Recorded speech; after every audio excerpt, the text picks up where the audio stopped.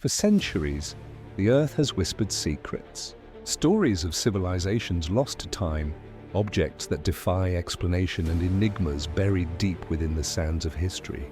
From towering pyramids to ancient cities swallowed by the jungle, the past holds mysteries that still baffle even the most brilliant minds of today. But what if the answers we seek aren't just hidden in dusty tombs or forgotten ruins? What if the mysteries are far stranger, far more perplexing than we've ever imagined? Across the globe, there are discoveries that have left experts scratching their heads, their assumptions shattered, and their theories upended. How could an ancient city, perfectly preserved beneath the earth, vanish without a trace? What could explain a stone structure so advanced it seems impossible for its time? And who or what were the people behind these incredible creations? As we delve deeper into these unsolved archaeological riddles, we'll uncover clues, confront the unknown, and invite you to question the very nature of history itself. So sit back, relax, and prepare to embark on a journey that may change everything you thought you knew about the past. The tomb was a time capsule, untouched for centuries, sealed within the arid heart of Egypt. Hidden beneath layers of desert sands, it was a place where life had once thrived, where rituals were performed, and where death had been a transition to an uncertain afterlife. But when archaeologists in the 19th century first opened the tomb of a royal mummy, what they found inside was not just a body, but a mystery that would haunt researchers for decades. The mummy was of a man, likely a prince, and it had been preserved with striking precision. Wrapped in linen bandages, the body still retained a chillingly lifelike appearance, its facial features etched with serene dignity, as if frozen in time. Yet, there was something profoundly unsettling about this particular mummy. Something that would lead to one of the most bizarre and intriguing archaeological discoveries in history. This was no ordinary burial. This was not a peaceful transition to the afterlife. Evidence in the tomb suggested that the royal body had been subjected to a violent end, an unnatural cause of death that, in the minds of those who would later study it, appeared to hint at a foul play. The first clues came from the chemical analysis of the mummy's wrappings, which revealed traces of toxic substances, poison. But how and why had this man been poisoned? And more intriguingly, why had it been concealed within the very sanctum of his tomb? The poison, researchers soon discovered, wasn't just an accidental contaminant. It was deliberate. Careful examination revealed that the embalming materials used to preserve the body contained trace amounts of highly potent toxins, substances capable of inducing death even in minute doses. But if this was indeed the prince's cause of death, why did the ancient embalmers go to such lengths to mask the evidence of murder? Had the prince been assassinated, or was something darker at play? At first glance, the most logical explanation pointed to court intrigue. Assassination within the royal family was, after all, not unheard of in the annals of ancient Egyptian history. Political power struggles, betrayals, and deadly ambitions often led to poison being used as a tool of assassination. Yet, there was one strange detail that raised doubts about this theory. The mummy showed no signs of external injury, no evidence of a physical struggle. The cause of death appeared to have been purely internal, making the use of poison even more likely. But if it was poison, why did the embalming process seem so carefully orchestrated to hide it? As the mystery deepened, a more unsettling possibility began to take shape. What if the poisoning wasn't the act of an assassin, but the result of a more insidious, deliberate ritual? Could it have been a part of an ancient burial practice? One meant to send the prince into the afterlife in a very specific, controlled state. Historians have long speculated that certain ancient Egyptian burial practices involved the use of substances to alter the body's natural processes. Some theorists suggest that the royals may have used poison as part of a ritual to ensure the deceased's soul was sent to the afterlife. The poison could have been a tool to guarantee the deceased entered the realm of the gods with a specific set of attributes. possibly even inducing a state of trance or a supernatural connection with the gods. But why would such a powerful figure need to go through such a drastic measure in death? Then, as with most great mysteries, there's the darker, more fringe theory. Some claim the mummy's poisoning was part of an occult ritual, one performed not by embalmer, but by secretive cults who saw in the royal family the perfect candidates for their ceremonial rites. These theories lean heavily on the notion that the tomb may have been tampered with after the prince's death, that the poisoning wasn't part of the embalming process, but a plot that unfolded in secret, designed to either prevent the prince's body from being fully resurrected in the afterlife, or to bind his spirit forever in the mortal world. Could the poisoning have been a curse? A final act of vengeance that left the prince to walk the earth for eternity, neither dead nor alive? As bizarre as it sounds, it's not outside the realm of possibility. Throughout Egyptian history, there were whispers of such dark rituals performed by those who believed in the power of death. Rituals to control fate and the spirit world. Did the prince's mummy somehow represent a failed resurrection? A body so riddled with poison that it could not fully transition into the afterlife, forever trapped in a suspended state of decay. And yet, despite the careful examination of the tomb, its contents and its secrets, no definitive explanation has ever been found. Researchers have continued to study the mummy, the toxins and the methods of embalming, but the full picture remains elusive. The prince's tomb has yielded no clear answers, only more questions. What was the true cause of his death? Was he a victim of courtly betrayal, or did he fall prey to a more sinister spiritual ritual? And why was the evidence of the poisoning so meticulously concealed? Even the most modern scientific tools and techniques can only get us so far in solving this riddle. DNA tests, toxicological analysis, and the study of ancient burial rituals have all provided glimpses into the past. But the puzzle remains incomplete, a shadowy fragment of history that refuses to reveal its final truth. So we are left to wonder, was the poisoned mummy merely the victim of an ancient plot, an isolated case of royal intrigue?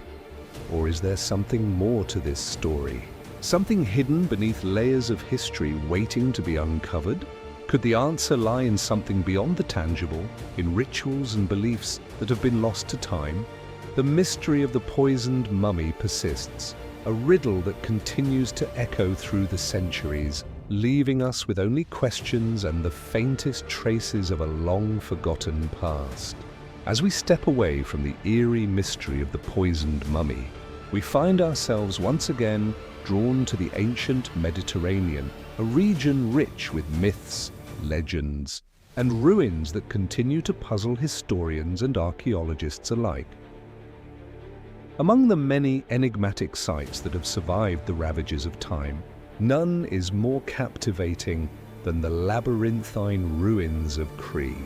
The labyrinth of Cree, home to the fabled Minotaur, has haunted the imaginations of scholars, adventurers, and storytellers for centuries. Located beneath the imposing cliffs of Konos, an ancient Minoan city that dates back to the Bronze Age, the labyrinth is a place that has come to symbolize mystery and complexity. Yet, for all the intrigue it inspires, one simple question remains. Did it ever truly exist? The first mention of the labyrinth comes from Greek mythology, where it is said to have been constructed by the master craftsman Daedalus for King Minos of Crete. Designed to house the monstrous Minur, a creature with the body of a man and the head of a bull, the labyrinth was said to be so intricate that anyone who entered would never find their way out. According to legend, the hero Theseus, aided by Minos' daughter Ariadne, ventured into the labyrinth to slay the beast and escape with his life. For centuries, scholars dismissed the story as pure myth. The idea of a massive maze stretching deep beneath a palace seemed too fantastical to be anything more than a tale spun for entertainment or moral lessons. Yet, as archaeology progressed, So too did the evidence suggesting that Crete, with its ancient palace at Knossos, might hold more than just the remnants of an ordinary city. In the early 20th century, the British archaeologist Sir Arthur Evans unearthed the grand ruins of Knossos, revealing a sprawling palace complex with intricate hallways, courtyards, and chambers. The palace was unlike anything previously discovered in the Mediterranean. Its scale and design were unmatched by anything else from the ancient world.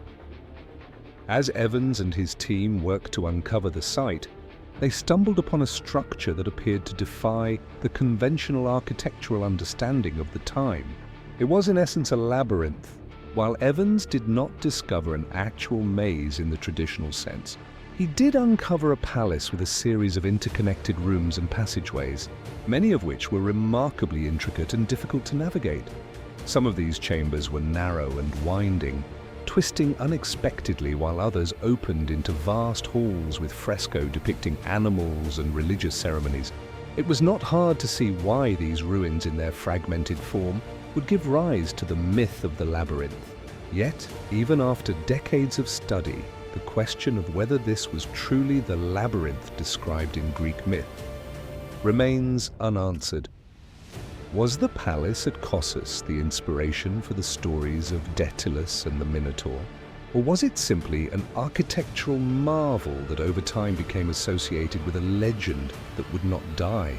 For most historians, the labyrinth is more symbolic than literal. The twisting corridors, the dead ends, and the secret chambers could all be explained by the functional needs of the Minoan palace. It was a structure designed for a royal court, a place where officials, religious leaders, and the king himself could conduct ceremonies, hold feasts, and display their wealth and power. But to dismiss the labyrinth entirely seems a disservice to the mysteries still embedded in the ruins of Knossos. There are still many unexplained aspects of the site. For one, the architecture itself suggests that the Minoans were deeply concerned with symbolism. The layout of the palace at Knossos seems deliberately designed to confuse and disorient, as though it were meant to convey more than just a functional space. The use of corridors that loop back on themselves, the hidden rooms, and the seemingly arbitrary placement of doors, all of these elements hint at something beyond mere practicality. Could the palace have served a ritualistic purpose, one that mirrored the symbolic role of the labyrinth in myth? Was it meant to represent a journey of transformation or a spiritual passage, a rite of passage for the king or the gods? Further complicating the mystery is the presence of bull imagery throughout the site. From fresco depicting bull leaping to the famous bull's head fresco, the bull was clearly an important symbol in Minoan culture. The Minotaur, the half-man, half-bull creature at the heart of the labyrinth myth, may not be entirely fictional. Some scholars believe that the legend could be a distorted reflection of Minoan religious practices where bulls were revered as sacred animals. The myth could have evolved over time, intertwining elements of real cultural practices with fantastical elements. Yet, there are also more speculative theories. Some claim that the labyrinth is not just an architectural or religious symbol, but a physical manifestation of an ancient tradition, a practice that involved the creation of sacred secret spaces. These were not simply places for royalty or religious leaders to hold power, but realms in which the human soul could be tested, transformed, or even trapped. Could the labyrinth have been a site for rituals of death and rebirth where initiates or kings underwent symbolic deaths in order to ascend to new divine roles? There is also the idea that the labyrinth was a form of ritual imprisonment, perhaps not for mythical creatures, but for prisoners of war, religious scapegoats, or political enemies. Some have speculated that the true labyrinth was a series of hidden passages beneath the palace used for dark rites, punishments, or secret incarcerations. Could the myth of the Minotaur have grown out of a real practice of entombing enemies within the maze-like corridors of the palace, a fate worse than death? What is certain, however, is that the labyrinth of Crete, whether mythological or architectural, continues to captivate the human imagination. As we dig deeper into the history of the Minoan civilization, one thing becomes clear. The labyrinth is more than just a story. It's a symbol of complexity, of secrets, and of mysteries that have yet to be fully understood. Is it possible that we'll ever fully unlock the secrets of the labyrinth? Or will it remain a shadow of history, forever intertwined with myth? For now, the labyrinth remains just that, a mystery waiting to be unraveled. As we move forward from the celestial alignment of the Gosk Circle, we travel across the globe to a starkly different landscape, one of sun-baked deserts and ancient secrets. Nestled in the arid plains of southern Peru lies a place of both wonder and mystery, the Nazca Desert. Here, amidst the barren, windswept terrain, a series of ancient structures known as the Nazca Pyramids remain largely unexplored by the mainstream archaeological community. But these pyramids, along with the more famous Nazca Lines, have sparked questions about the people who built them, their purposes, and their unexplained disappearance. The Nazca Pyramids, located near the town of Nazca, consist of several parameal and platform-like structures, most of which are constructed from mud, brick, and stone. These pyramids are not as grand as the iconic structures of Egypt, nor as precise as the stone wonders of ancient Mesopotamia, but they hold a quiet, unsettling mystery. Unlike the more conventional pyramid sites of the ancient world, these pyramids seem to have been constructed with a different kind of intent, one that doesn't quite align with the known history of the region. The largest of the Nazca pyramids, known as the Kahachi complex, consists of multiple stepped pyramids, ceremonial platforms, and temples spread across a wide desert expanse. Archaeologists have discovered evidence suggesting that the complex may have been a major religious and ceremonial center for the Nazca culture, which flourished between 100 BCE and 800 CE.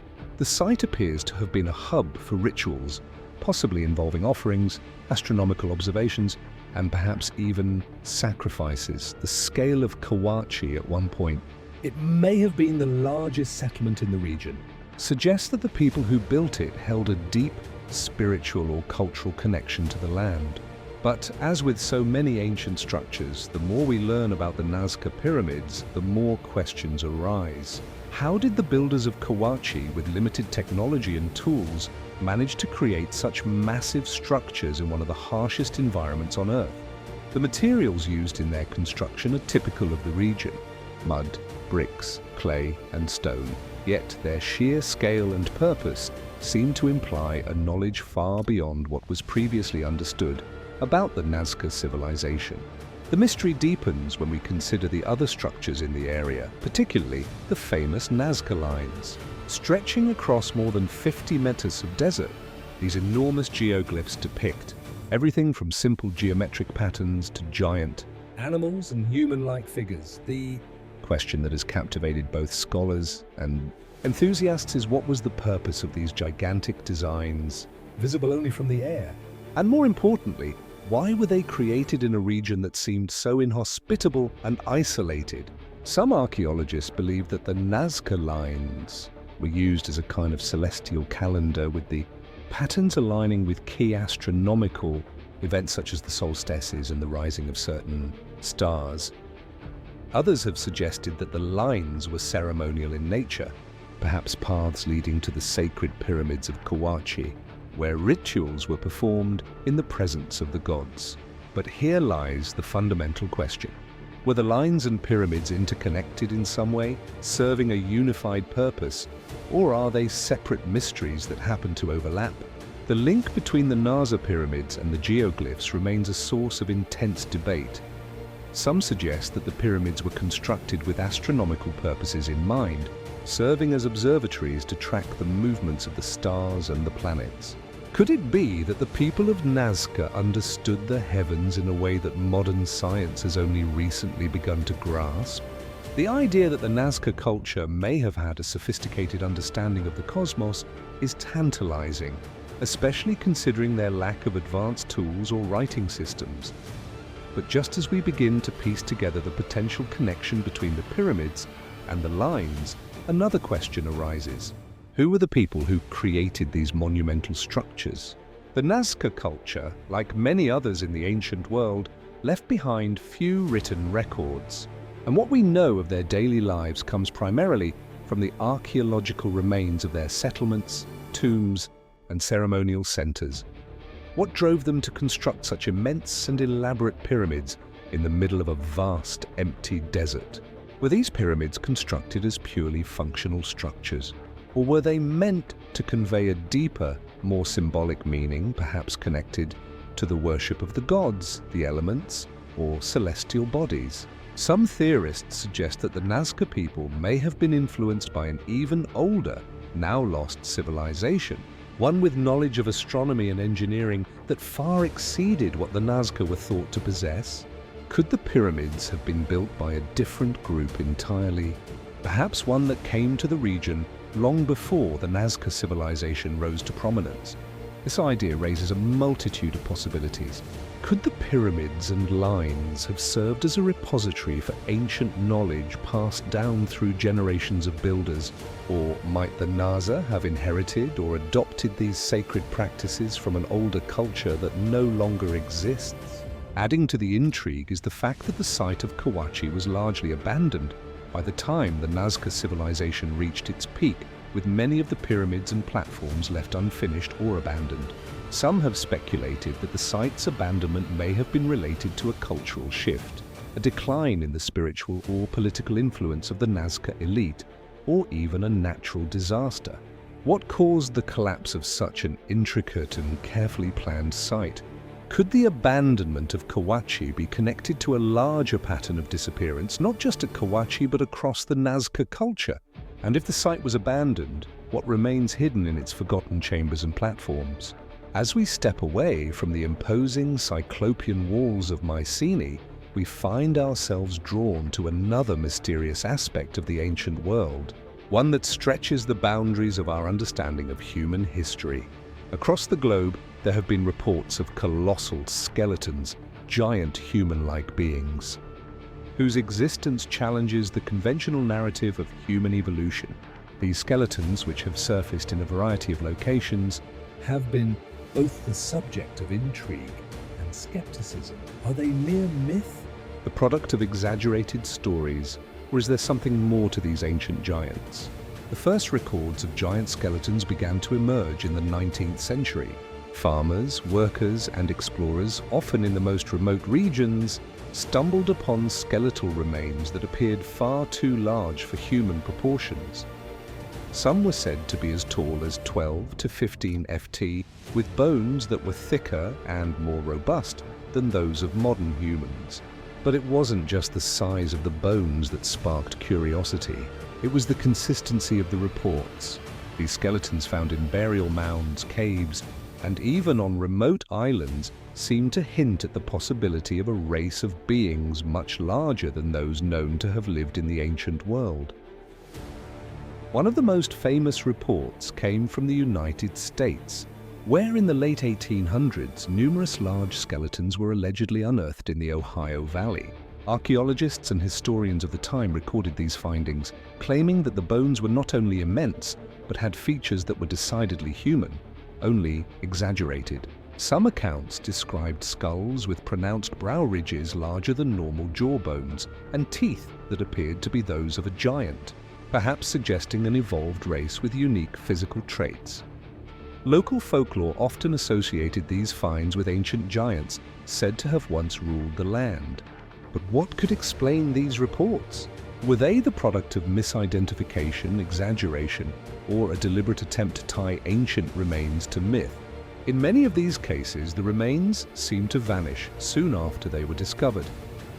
Newspapers of the time eagerly reported on the finds, but when the remains were examined or re-examined by experts, they had often mysteriously disappeared. This pattern of vanishing skeletons only deepened the intrigue. Could it be that these remains were deliberately suppressed, hidden away to avoid the disruption of mainstream history? Or were the stories simply fabrications told to attract attention? Or perhaps based on misinterpretation of animal bones or the remains of unusually tall but human ancestors? Despite the lack of physical evidence, the idea of giant skeletons has not disappeared from the public imagination. In fact, reports of giant remains continue to surface to this day.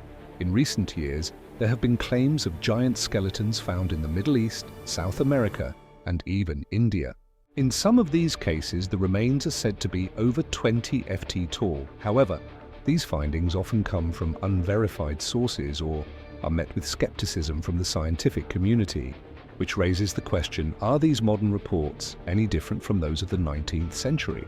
A possible explanation for the ongoing interest in these giant skeletons lies in the way they challenge our understanding of human history. Could these reports point to an ancient race of humans, or perhaps hominids whose size was far beyond that of modern Homo sapiens? Could they be evidence of a branch of humanity that evolved along a different path, one that was later supplanted by our current form? Some researchers have even suggested that such beings could have been part of a now extinct race of giants, perhaps related to early human ancestors like Homo erectus or even Neanderthals. While most anthropologists would reject this idea, claiming that no evidence for such beings exists in the fossil record, the stories continue to persist. In recent years, some have even speculated that these giants may have been part of an ancient, advanced civilization that predated known human history. Could these beings have been part of a lost civilization? One whose technology and culture were far more advanced than we can comprehend. If so, where did they go?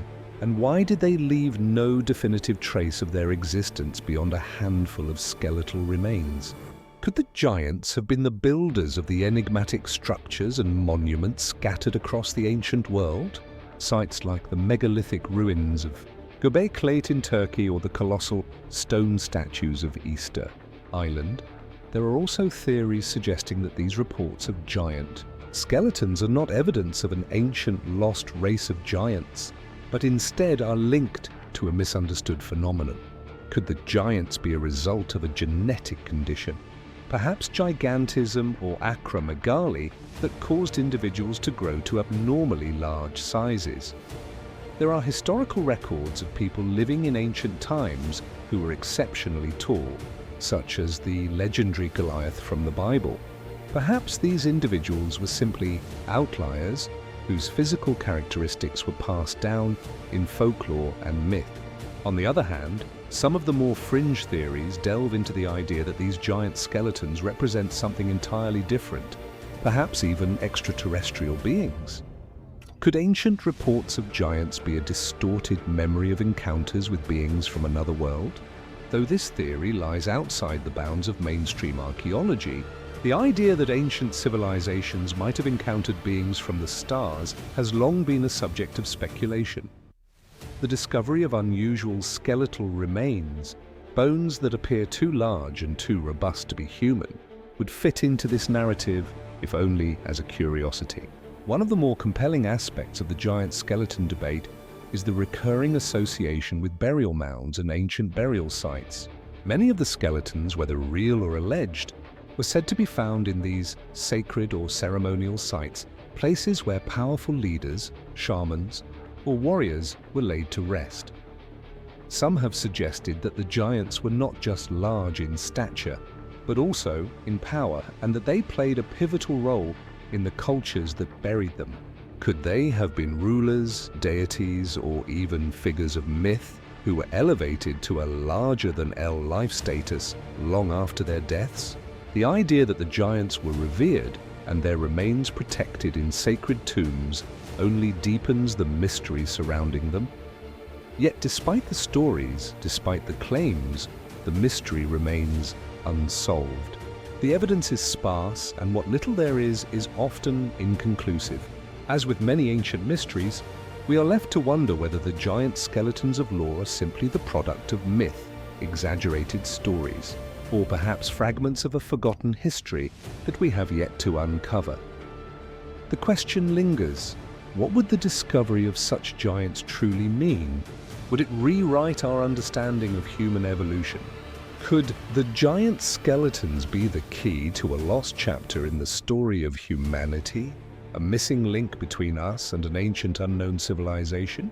Or are they merely remnants of myth, misinterpretation, or the unlikely anomalies of a world long past? The mystery endures like so many others, shrouded in the mists of time. And as we look deeper into the forgotten corners of the ancient world, we are left with one certainty. There is much more that remains hidden, waiting to be discovered. As we leave behind the tantalizing mystery of the ancient giant skeletons, we turn our focus to a site of equally profound intrigue, though in a different realm of ancient history, one that predates written records, where humans first began to measure and align themselves with the cosmos. Located in the heart of Germany near the village of Gok lies a prehistoric monument that has captivated archaeologists and historians for decades, the Gosk Circle Circle. The Gosk Circle Circle, often referred to as Germany's Stonehenge, is a remarkably well-preserved circular structure that dates back more than 7,000 years to the early Bronze Age. Unlike Stonehenge, which is composed of massive stones arranged in a more open pattern, the Gosk Circle is built of a series of wooden posts, nearly 140 of them arranged in concentric circles, enclosing an area of roughly 75 meters in diameter. At its center lies a large open space with the remnants of a central structure that some believe may have served as a ceremonial or ritualistic focal point. The site's remarkable preservation and its intricate design have raised questions that echo the mysteries of other ancient megalithic structures. What was its purpose? Was it a temple, an astronomical observatory, or a place for ritual sacrifices? And perhaps most intriguing of all, how did the people who built it with their limited tools and technology come to possess such sophisticated knowledge of astronomy and geometry? The location itself adds to the mystery. Situated on the edge of the Saale River Valley, the Gosk Circle appears to have been strategically placed to observe the sky, particularly the movements of the sun. Its orientation is aligned with the solstices, specifically the winter solstice. During the shortest day of the year, the rising and setting sun would pass directly through the gaps in the circular walls, casting long shadows and creating an alignment that seems to suggest a deep understanding of the heavens. The precision of this alignment has led many to believe that the Gok Circle served as a kind of calendar, helping early societies mark the passage of time and align themselves with the rhythms of the natural world. But while the astronomical alignment is a compelling explanation, it only scratches the surface of the mystery. The purpose of the site has been hotly debated. Some archaeologists believe it was an observatory designed to track the sun's movements and measure the passage of time with greater accuracy than any previous method. Others speculate that the Gosk Circle may have been a ceremonial site, perhaps a place for religious rituals connected to the cycles of the sun and the changing seasons. The alignment with the winter solstice, when the sun is at its weakest, suggests that the site held special significance for agricultural communities, marking the turning point in the year when the light begins to return. Yet, there are those who believe the site's true purpose may lie in something far more profound. Some have suggested that the Gosk Circle was a place for rituals of death and rebirth, a sacred space where the cycles of life and the seasons were symbolically linked. The fact that the site was carefully constructed with distinct walls and gates indicates that it was likely designed for some form of separation, perhaps between the sacred and the profane, the living and the dead. Archaeological excavations have uncovered signs of human activity at the site, though no direct evidence of human burial has been found. The question remains, was it a place where people gathered for ritual sacrifices, or was it used for other forms of communal observance? One of the most puzzling aspects of the Gosk Circle is the sheer scale of its construction. This was not a small, simple structure.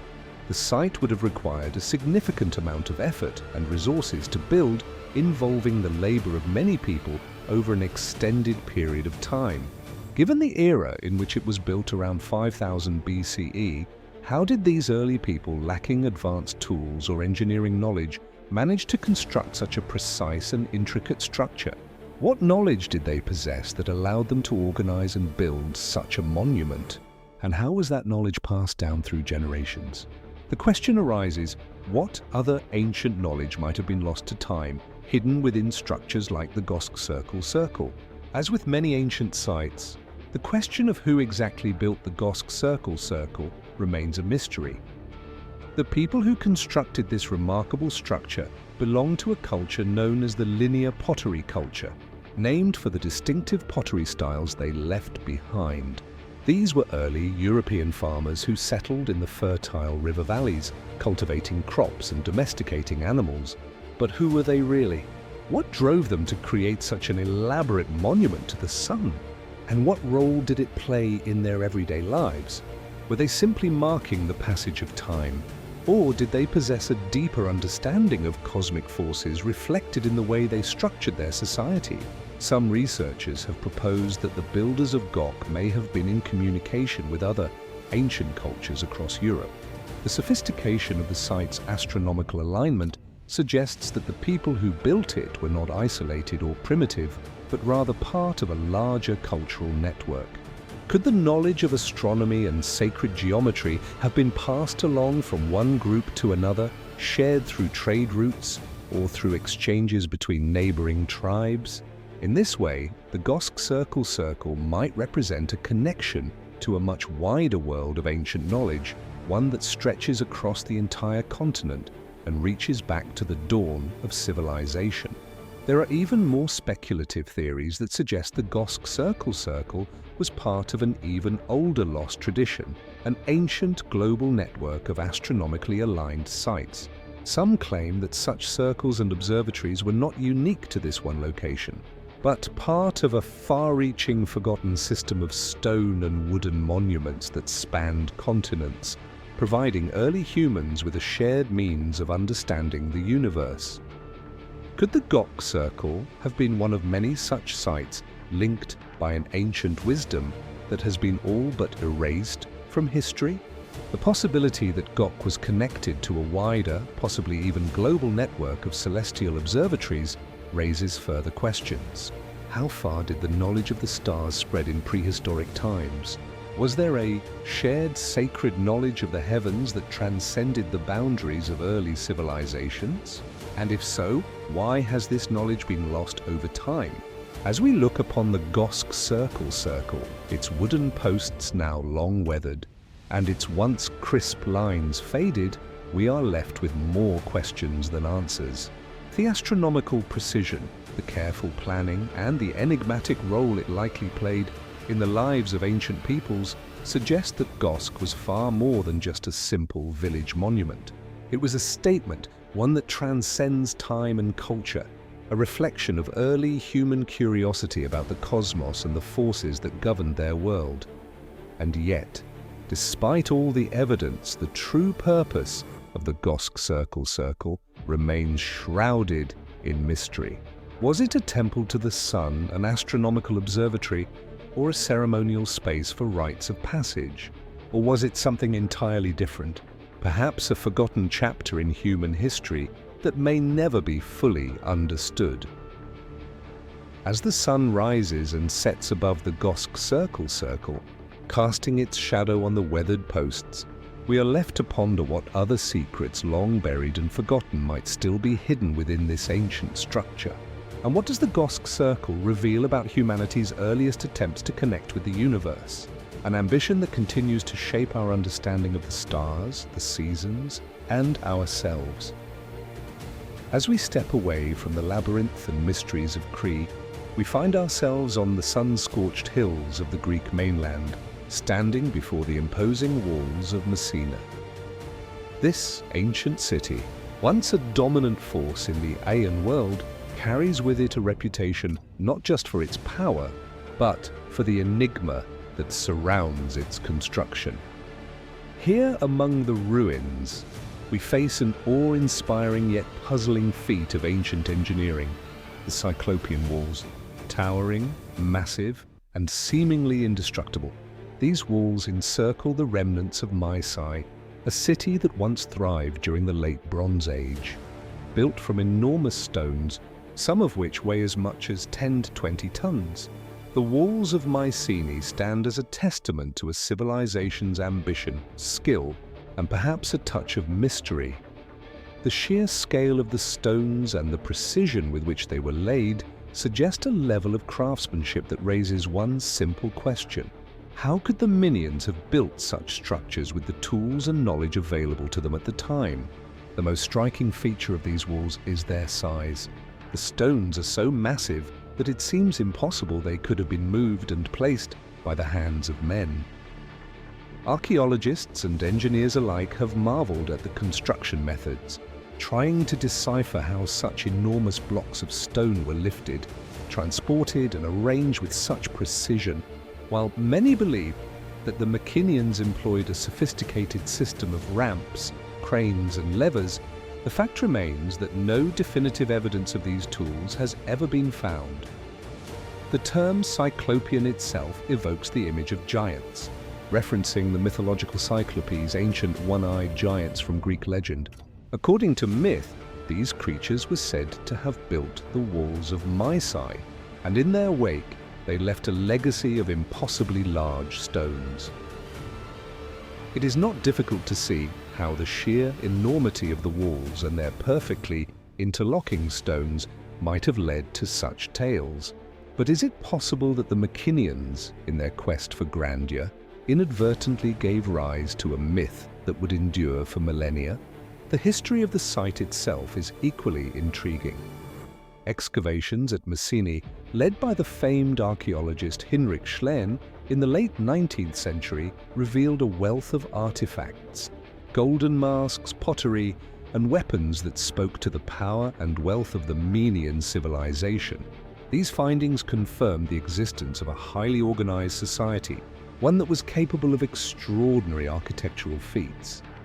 Yet despite these discoveries, the construction of the Cyclopean walls remains a mystery. One of the most perplexing aspects of the walls is the lack of any clear explanation for how such colossal stones were quarried and transported.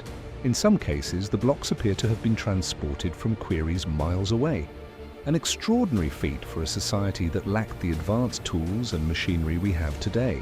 Could they have used a method so simple yet so effective that it has eluded modern understanding? Or were there unknown techniques now lost to time that allowed them to manipulate the stones with remarkable precision?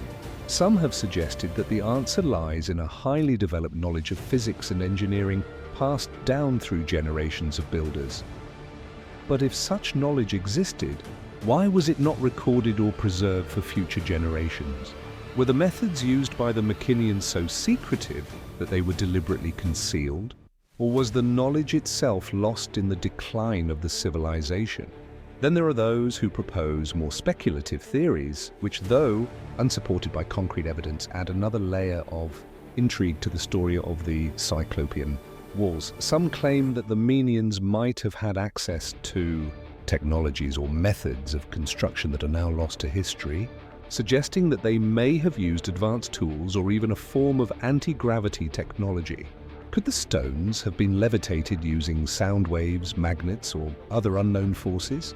While these ideas may seem far-fetched, they are not entirely without precedent. Throughout history, there have been numerous instances of ancient civilizations creating structures that seem to defy the technological limitations of their time. More plausible, though still not without its mysteries, is the possibility that the Mycenaeans had access to advanced knowledge from other ancient cultures. The Aeon was a crossroads for trade and cultural exchange, and it is entirely possible that the Mycenaeans borrowed construction techniques from other ancient civilizations such as the Egyptians or the Mesopotamians. Some researchers have pointed to the similarities between the Cyclopean walls and the massive stone constructions found in other ancient cultures, suggesting that the knowledge of building with large stones may have been widespread in the ancient world. But again, why would such knowledge have been lost over time? The layout of Mycenae itself adds another layer of complexity to the mystery of its walls. The The city was strategically positioned atop a hill with a panoramic view of the surrounding plains and the sea. This location was no accident. It was chosen for its natural defenses, which were further reinforced by the Cyclopean walls. The walls themselves are not merely decorative. They are a practical defense system designed to protect the city from invaders. But was the use of such massive stones purely for defense?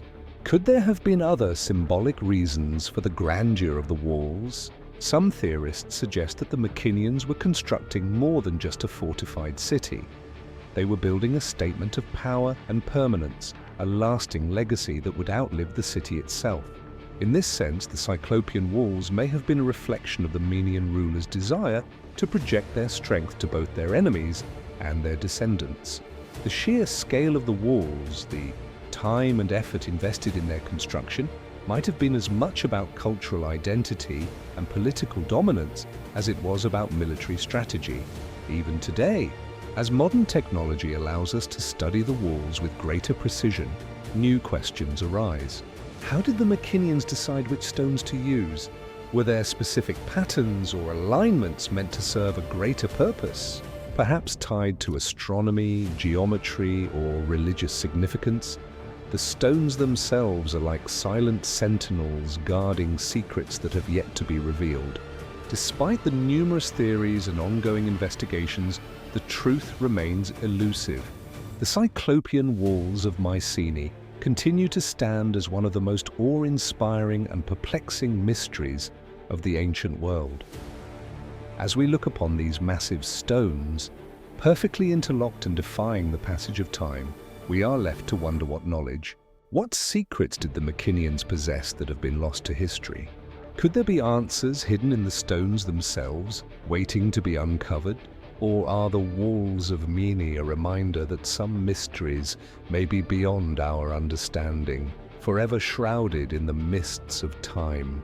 As we leave behind the enigma of the Nazca pyramids, we turn our gaze once more to the ancient world, where monuments of grandeur and mystery still stand, inviting the curious and the brave to unravel their secrets. One such monument, the Temple of Luxor in Egypt, rises majestically along the banks of the Nile. With its towering columns, immense courtyards, and grand statues of gods and kings, Luxor is more than just a temple. It is a symbol of an ancient civilization, a place where the divine and the mortal once intertwined. Yet, beneath its surface, Luxor holds a mystery that has baffled scholars and archaeologists for centuries, the secret of its true purpose. The Temple of Luxor, originally known as the IP Rayite or the Southern Sanctuary, was built primarily during the reigns of Pharaoh Amenhotep III and Ramses II, though it was expanded and embellished by subsequent rulers. Its columns adorned with intricate hieroglyphs and its vast open courts echo the grandeur of Egypt's new kingdom. It is located on the east bank of the Nile, directly across from the Valley of the Kings, where the tombs of Egypt's greatest pharaohs lie hidden in the cliffs. This proximity is not mere coincidence. The Temple of Luxor was intimately connected with funerary rituals of the pharaohs and their journey into the afterlife. At first glance, the temple seems like a typical Egyptian structure, imposing, built for worship, and designed to honor the gods, particularly Amun, the king of the gods in Egyptian theology. However, when one delves deeper into the history and purpose of Luxor, a more complex story begins to emerge, one that is shrouded in mystery and continues to elude a full understanding. Luxor's most striking feature is its grand avenue of sphinxes, a path lined with statues that once connected it to the Karnak temple several kilometers away. This avenue, which is now partially excavated, was the site of the annual Opet festival, a ritual that celebrated the union of the pharaoh with the gods. The festival involved a procession of the statues of Amun, Mut, and Khonsu from Karnak to Luxor, symbolizing the pharaoh's renewal and the restoration of divine order. It was a celebration of divine power, but also of the power of the pharaoh to maintain balance and harmony in the universe. Yet, Despite the clear religious and political purposes of the temple, the true nature of its function remains unclear.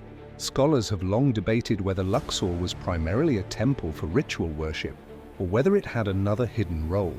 Some theorize that the temple was more than just a site for public ceremonies. It was a gateway to the divine. This idea is supported by the way the temple was oriented, with its axis pointing directly to the Nile and the Valley of the Kings. The river, considered the lifeblood of Egypt, was thought to be the path of the sun god, Ra, as he journeyed through the underworld. Could the temple have served as a conduit between the living and the dead, a sacred space where the king could commune with the gods and the spirits of his ancestors? The layout of the temple, particularly its sanctuaries, adds weight to this theory. The innermost areas of the temple were reserved for the highest priests and the pharaoh, and access to these areas was tightly restricted. Only a select few were allowed to enter the inner sanctum, where it is believed that the most sacred rituals were performed. Some researchers have speculated that there might have been hidden chambers beneath the temple, possibly serving as secretive burial sites or chambers where ancient texts were stored, documents that could hold the key to the true understanding of the temple's purpose. If these chambers exist, they have yet to be discovered. However, it's not just the layout of the temple that raises questions. It's also the mysterious symbolism present in its carvings and reliefs. Along the walls of Luxor, one finds depictions of the pharaohs participating in rituals, making offerings to the gods and engaging in battles. But there are also scenes that seem to have little connection to the conventional Egyptian religious practices. Among the carvings, there are images that some believe depict esoteric or secretive rituals. Rituals that have not been fully understood or explained by mainstream Egyptology. One such image shows a figure holding a mysterious object that some believe could be an ancient form of a light bulb or energy source. While mainstream archaeologists dismiss such interpretations, claiming they are simply representations of symbolic objects or ceremonial tools, there are those who suggest that the Egyptians might have had access to knowledge that has been lost to history. Was Luxor a place where such knowledge was kept, hidden in plain sight through the language of symbols? The idea that the temple could have been a repository for advanced or forgotten knowledge is a tantalizing one, particularly when considering the precision with which the Egyptians constructed their monuments and aligned them with astronomical events. Could the builders of Luxor have known something about the natural world, the cosmos, or even energy sources that has yet to be fully understood? Another aspect of Luxor that has generated speculation is the mysterious mystery schools of ancient Egypt. These schools, which were said to have existed within the temples, are believed by some to have been centers of esoteric knowledge where only a select few were trained in the sacred sciences. Could the Temple of Luxor have served as one of these centers? The idea that the temple held knowledge that was not intended for the masses is supported by the fact that the temple's most sacred areas were off limits to all. But the highest priests and the pharaoh, these elite individuals, may have been privy to ancient teachings that were considered too powerful or dangerous for the general public.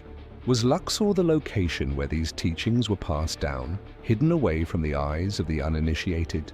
The connection between Luxor and the Valley of the Kings adds another layer to the temple's mystery. The valley where the pharaohs were buried is situated directly across the river from Luxor, and the temple's design seems to reflect this relationship. It is almost as if the temple serves as a bridge between the living and the dead, an axis that connects the realm of the gods with the realm of the pharaohs. Could the temple have been designed to facilitate the passage of the pharaoh's soul into the afterlife? Or perhaps to assist in the journey of the pharaoh's spirit back to the divine? Even more intriguing is the possibility that the Temple of Luxor may be part of a much larger, more complex system of sacred sites, many of which are still buried beneath the sands of Egypt. Recent discoveries of hidden chambers beneath the temples at Karnak and Luxor have only deepened the mystery. Could there be entire sections of Luxor yet to be uncovered? Are there hidden tunnels or chambers within the temple that hold the answers to questions that have plagued scholars for centuries? Some fringe theories suggest that the Temple of Luxor could be part of a much older system, one that predates the pharaohs and the rise of the Egyptian dynasties. These theories propose that Luxor was not originally constructed for the ancient Egyptians, but instead was built by a much older civilization, one that possessed advanced knowledge of architecture, astronomy, and energy. Could Luxor be the remnant of a lost civilization whose secrets were passed down through the ages, hidden within the walls of the temple? Or could it be a repository for knowledge of the cosmos, offering a glimpse into the lost? Sciences of a forgotten age? As we stand before the towering columns of Luxor, its mysteries continue to elude us. The sheer scale of the temple, its alignment with the river and the heavens, and the hidden symbolism within its walls all suggest that it was far more than a place of worship. Was it a center of divine power, a bridge between worlds, or perhaps something more? A repository of knowledge that could unlock secrets of the ancient world? As the sun sets behind the temple, casting long shadows across the stones, one can't help but wonder what lies hidden beneath the surface of Luxor, waiting to be discovered, and what secrets about our past remain buried in the sands of time, locked within this ancient and sacred site. As we depart from the mystique of the Temple of Luxor, we journey westward, away from the sacred banks of the Nile and into the heart of the ancient world's most storied empires. Our next stop brings us to the bustling streets of Rome, where an enigmatic monument stands in stark contrast to the city's grand imperial architecture, the Pyramid of Cestius. Nestled in the shadow of the Aurelian walls and a short distance from the bustling Pora San Paolo, the Pyramid of Cestius rises against the backdrop of modern Rome, a relic from an era long past. Unlike the Egyptian pyramids that dominate the sands of the Nile, this pyramid is crafted from travertine and brick, its white exterior glowing under the Italian sun. Standing at 36 mi, 118 ft tall and measuring 30 metres and 98 ft at its base, the structure is both an anomaly and a testament to the reach of Roman influence during the 1st century BCE. It is a pyramid in the heart of the ancient Roman Empire. Yet this particular pyramid does not belong to Egypt, nor does it follow the grand and ancient purpose of burial for pharaohs. The pyramid, which stands as a tomb for Gaius Cestius, a wealthy Roman magistrate and member of the Epsilon priesthood, is part of a larger group of burial structures within Rome. Yet it is by far the most striking and mysterious. What makes the Pyramid of Cestius stand out is not only its foreign design, but the intrigue surrounding the reasons behind its construction. Why would a Roman elite in the height of Rome's imperial grandeur choose to adopt such a distinct architectural style? One associated with Egypt? Was it a symbol of power, an expression of personal wealth, or a tribute to something more profound, more esoteric in nature? The most common explanation points to a desire by the Roman elite to align themselves with the grandeur of Egypt, a civilization that had long held sway over the Mediterranean world. The pyramid, as a form of burial structure, was indeed a rare sight in Rome. Built between 18 and 12 BCE, CE during the reign of Augustus, the pyramid's construction coincides with a period of increased fascination with Egypt, particularly after the Roman annexation of the Egyptian kingdom following the defeat of Cleopatra and Mark Antony. Augustus, the first Roman emperor, saw Egypt not only as a significant political and military conquest, but as a symbol of Roman dominance and prestige. With the rise of Augustus came an almost obsessive incorporation of Egyptian art, iconography and religious symbolism into Roman culture. From Cleopatra's famous obelisk in the Roman Forum to the widespread use of Egyptian motifs, the Pyramid of Cestius may have been a personal reflection of these trends, a Roman burial monument infused with the ancient Egyptian imagery of power and eternal life. Yet, while this explanation holds some weight, it doesn't entirely satisfy the deeper mystery surrounding the pyramid. For one, the pyramid's form and placement in Rome raises more questions than answers. It is known that Gaius Cestius was a man of wealth, but the size and scale of the pyramid suggest a level of personal devotion to the afterlife that is rarely seen in Roman tombs. Unlike the traditional Roman tombs, which were typically smaller and more functional, the pyramid stands as an imposing, almost otherworldly structure. Its deliberate choice of location near the city's ancient walls, a site that had both practical and symbolic significance, suggests that the pyramid was not merely a burial site, but a statement, a message for future generations. But what was that message? And why did Gaius Cestius, a member of the priestly elite, choose to communicate it in the form of a pyramid? The use of the Egyptian pyramid form raises another interesting question. Was the pyramid's design meant to reflect a deeper, perhaps hidden meaning? The Romans were not known for adopting foreign architectural styles without purpose, and the pyramid's specific geometry and alignment suggests that there may have been more to its design than simple aesthetic mimicry. Some researchers have posited that the pyramid's location and design could be connected to Roman ideas of immortality and the afterlife, themes which were deeply embedded in Roman religion, especially among the elite. Egypt, with its long history of esoteric knowledge, was known for its teachings on the afterlife, and the pyramid form itself was associated with the journey of the soul to the divine realm. Could Cestius, a member of Rome's priesthood, have chosen to build his tomb as a personal symbol of his belief in Egypt's mysterious teachings on life after death?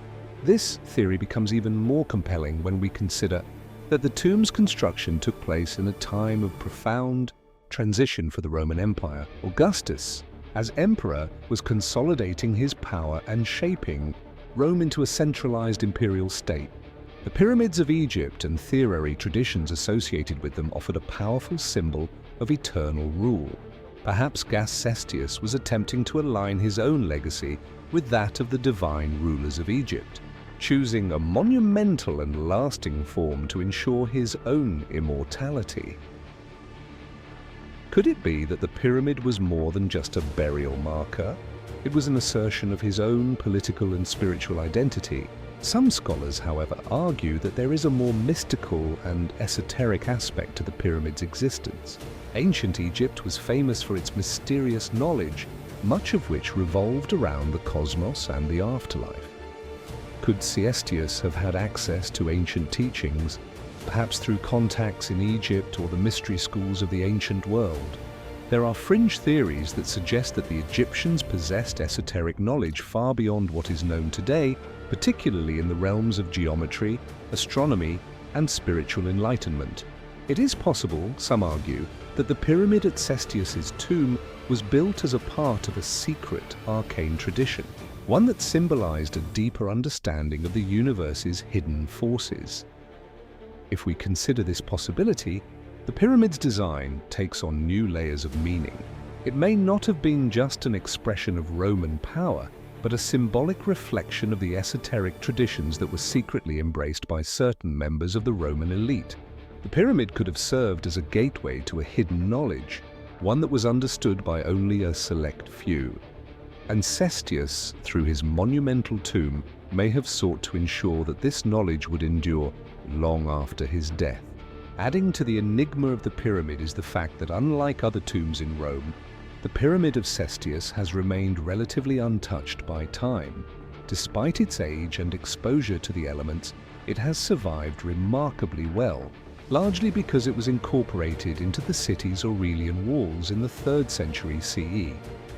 This fortuitous placement has helped protect the pyramid from both natural erosion and human interference, allowing it to remain one of the most enigmatic and well-preserved monuments of its kind.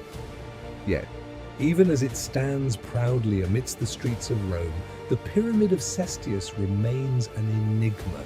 Its connection to ancient Egyptian rituals, its grandiose design for a man who was not a ruler but a priestly official, and its alignment with the broader cultural currents of the Roman Empire, all point to a deeper, more complex story? Was it simply a symbol of Roman admiration for Egypt's grandeur? Or was it part of a more profound spiritual and political statement? Was Cestius, through his pyramid, making a claim to eternal life and divine knowledge that transcended the conventional Roman understanding of death? As we stand before the Pyramid of Cestius, its ancient stone surfaces weathered by time but still resolutely enduring, we cannot help but wonder, what secrets does this pyramid hold? Is it simply a tomb? Or is it a monument to something greater? An ancient mystery buried beneath the layers of history waiting to be uncovered? And as the sunlight casts its long shadow across the pyramid's base, we are left with one question. What knowledge forgotten by time might still be hidden within the pyramid stones, waiting for the right moment to be discovered?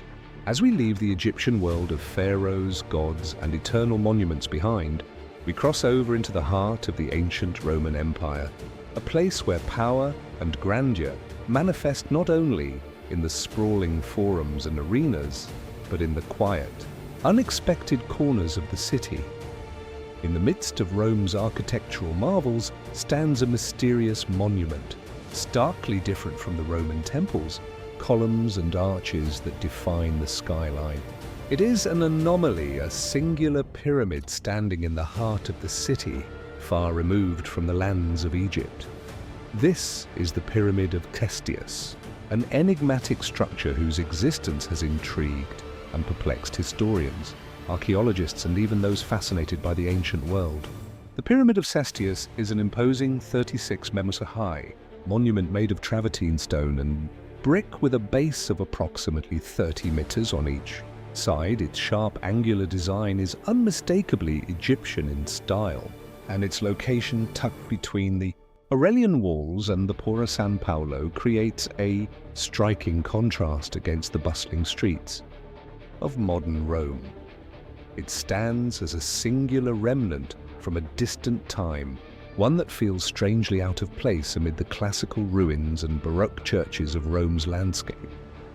This peculiar structure, erected around 18 BCE during the reign of Emperor Augustus, was commissioned by Gaius Cestus, a Roman magistrate and priest of the Epilon, and it is his tomb. At first glance, the pyramid may seem like just another Roman burial monument, albeit a rather grand one. However, the very choice of a pyramid-shaped tomb in the heart of Rome raises profound questions. In ancient Rome, pyramids were hardly a familiar symbol. They were monuments reserved for Egypt, a foreign and mystically rich land that had captivated Roman imagination for centuries. So why would a Roman elite figure like Cestius choose such an alien monumental form for his final resting place? Was this simply a personal stylistic preference? Or was there something deeper, something more enigmatic at play? Roman tombs were typically grand in their own right, but they rarely mirrored the structures of foreign lands. The choice of a pyramid, a shape so distinctly associated with Egypt, cannot be easily dismissed as a mere architectural whim. It suggests an intentionality, a deliberate attempt to connect Cestius's legacy with something far beyond the confines of Rome. While it is well documented that the Romans had a fascination with Egypt, especially after Augustus's conquest of the Ptolemaic kingdom and the death of Cleopatra, the reasons behind such a burial remain speculative. It is widely accepted that the pyramid was constructed during a time when Egypt, under the control of Rome, had begun to hold significant cultural and political weight. Augustus, who sought to solidify his power and legitimacy after the defeat of Mark Antony and Cleopatra, frequently associated himself with Egypt's ancient glory. The incorporation of Egyptian motifs into Roman art and architecture during his reign was a common practice. From Cleopatra's obelisks that adorned the Roman Forum to the Egyptian-inspired architectural features of Augustus's own buildings, Egypt had become a symbol of power, eternal rule, and divine favor. Could the Pyramid of Cestius have been an expression of that very idea? A Roman elite seeking to align himself with the grandiosity of Egypt, a kingdom whose rulers were believed to be descendants of the gods. There's more to the mystery, however, than just a symbolic connection. The precise design of the Pyramid of Cestius, its dimensions, placement, and alignment, suggests that it may have been intended to serve a function far beyond the typical Roman tomb. The pyramid is not just a burial monument, it is an architectural statement carefully planned and executed. The pyramid's sharp, symmetrical lines, the precision of its structure, and its deliberate positioning near the Aurelian walls of Rome point to a level of consideration that suggests it was meant to convey something greater than personal wealth or status. The location itself, the fact that it was integrated into the city's defensive walls, suggests a fusion of both the sacred and the practical. This structure in some ways bridges the living and the dead, the mortal world and the divine.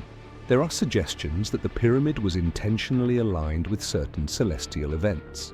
Some believe that the pyramid was designed to reflect the stars or other heavenly bodies, similar to how the Egyptians constructed their pyramids in alignment with the stars of Orion, or the solstices did the Romans in their complex understanding of the heavens incorporate such astrological precision into the design of the Pyramid of Cestius? Could it have been a deliberate attempt to tie the tomb of Cestius to cosmic cycles, creating a connection between the divine order of the universe and the earthly order of Rome? Yet, even with these plausible explanations, there are still more questions that arise, particularly regarding the symbolism of the pyramid itself. In ancient Egypt, pyramids were more than just tombs, they were places of transformation. They were believed to facilitate the journey of the soul into the afterlife, serving as a conduit to the divine realm. The pyramid was a symbol of rebirth and resurrection, where the pharaohs were not simply buried, but were transformed into eternal beings, joining the gods in their celestial domain. Could the Pyramid of Cestius have served a similar, though perhaps less grandiose, purpose? Was it a means by which Cestius hoped to align his soul with the divine, ensuring his eternal legacy? And if so, did Cestius subscribe to an esoteric belief that connected his soul's journey to a much broader cosmic and spiritual framework? One that could have been influenced by Egyptian mystery schools, which were renowned for their secretive teachings on the afterlife and the cosmos. Beyond the pyramid's design and location, there is the matter of its unusual preservation. The fact that the Pyramid of Cestius remains remarkably well preserved despite centuries of wear and tear adds another layer of intrigue to its mystery. When the Aurelian walls were constructed in the 3rd century CE, the pyramid was incorporated into the wall itself, thus shielding it from the ravages of time and weather. Unlike many other ancient monuments that have been lost to decay or destruction, the Pyramid of Cestius has withstood the centuries, standing tall against the pressures of the modern world. The fortuitous protection afforded by its position within the city walls has allowed the pyramid to retain much of its original appearance, offering us a rare and complete view of this mysterious structure. This preservation invites speculation about the pyramid's true significance. Could it be that the pyramid was intentionally preserved not just as a monument, but as a symbol of enduring spiritual power? Did its builders or later generations view it as something more than just a tomb, a sacred place that must remain intact to fulfill its purpose? The enduring nature of the pyramid, untouched by the ravages of time, seems to suggest that it holds a greater meaning than just a physical structure.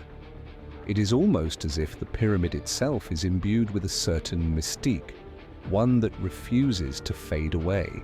Despite these clues, there is still much that remains unknown.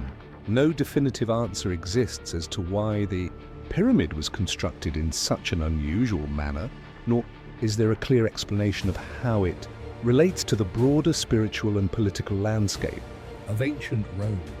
Was it merely a Roman official's personal statement? Or was it a more profound symbol of a deeper understanding of life, death, and the cosmos? Was it a way to align oneself with the eternal power of Egypt? Or was it part of a secret tradition of knowledge that spanned both Roman and Egyptian worlds? As we stand before the Pyramid of Cestius today, surrounded by the rush of modern life, the ancient monument seems to echo a hidden story, one that has yet to be fully revealed. What secrets does it hold within its carefully constructed stones? And what does it tell us about the aspirations, beliefs, and mysteries of those who sought to leave behind a legacy that transcended time? Could the Pyramid of Cestius be a key to unlocking a deeper understanding of the ancient world?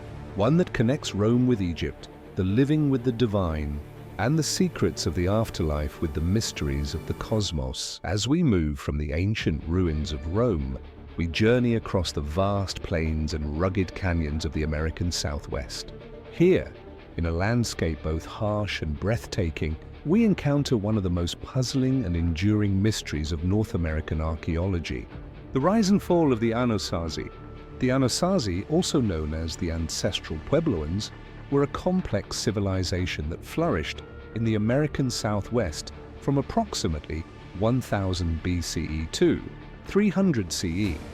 Their homeland spanned across the Four Corners region, where the states of Arizona, New Mexico, Utah, and Colorado converge. But the heart of their world was a place of stark beauty and awe-inspiring grandeur.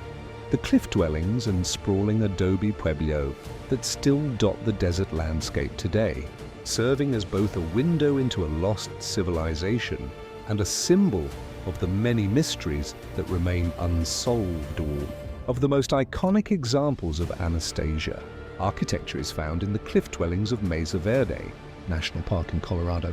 These ancient multi-story buildings were constructed into the side of sheer cliffs, as if the very rock of the canyon walls had been carved by the hands of the people who once called this place home. The cliff dwellings at Cliff Palace. Spruce Tree House and Balcony House are among the most well-preserved, offering a rare glimpse into the lives of the Anastasia. These structures were ingeniously built with adobe walls, stone foundations, and wooden beams that allowed for stability in an otherwise rugged and unpredictable environment. But what stands out most about these ancient dwellings is their eerie silence. The walls, once filled with the sounds of life, now echo only the whispers of time, leaving behind only the most elusive traces of the people who created them. Despite the stunning craftsmanship and beauty of their buildings, the Anastasia left no written records, no grand monuments to commemorate their civilization. What remains are their cliff dwellings, their pottery, their tools, and the haunting mystery of why they disappeared so suddenly and without explanation. Historians and archaeologists have long debated the reasons behind the Anasazi's abrupt disappearance. Around the year 1300 CE, the Anastasia abandoned their cliff dwellings in PBLO, leaving behind vast settlements that had once been vibrant centers of agriculture, trade, and culture. Entire communities vanished. The once thriving villages in places like Choco Canyon, a key center of Anasazi culture, were abandoned, their great stone structures standing in eerie silence. But what happened? Why did these people leave their homes in such a sudden and seemingly inexplicable manner? Some scholars suggest that environmental factors may have played a role in the Anasazi's departure. The region where the Anasazi lived was already an arid, unforgiving land, dependent on irrigation to support its agriculture. There is evidence that during the late 12th and early 13th centuries, the Southwest experienced a period of severe drought, which may have disrupted crop production and strained water sources. Could this environmental stress have led to a collapse in the Anastasia society, forcing them to abandon their homes and flee to other areas? Yet, while drought is often cited as a major contributing factor, the question remains, why did they leave so abruptly?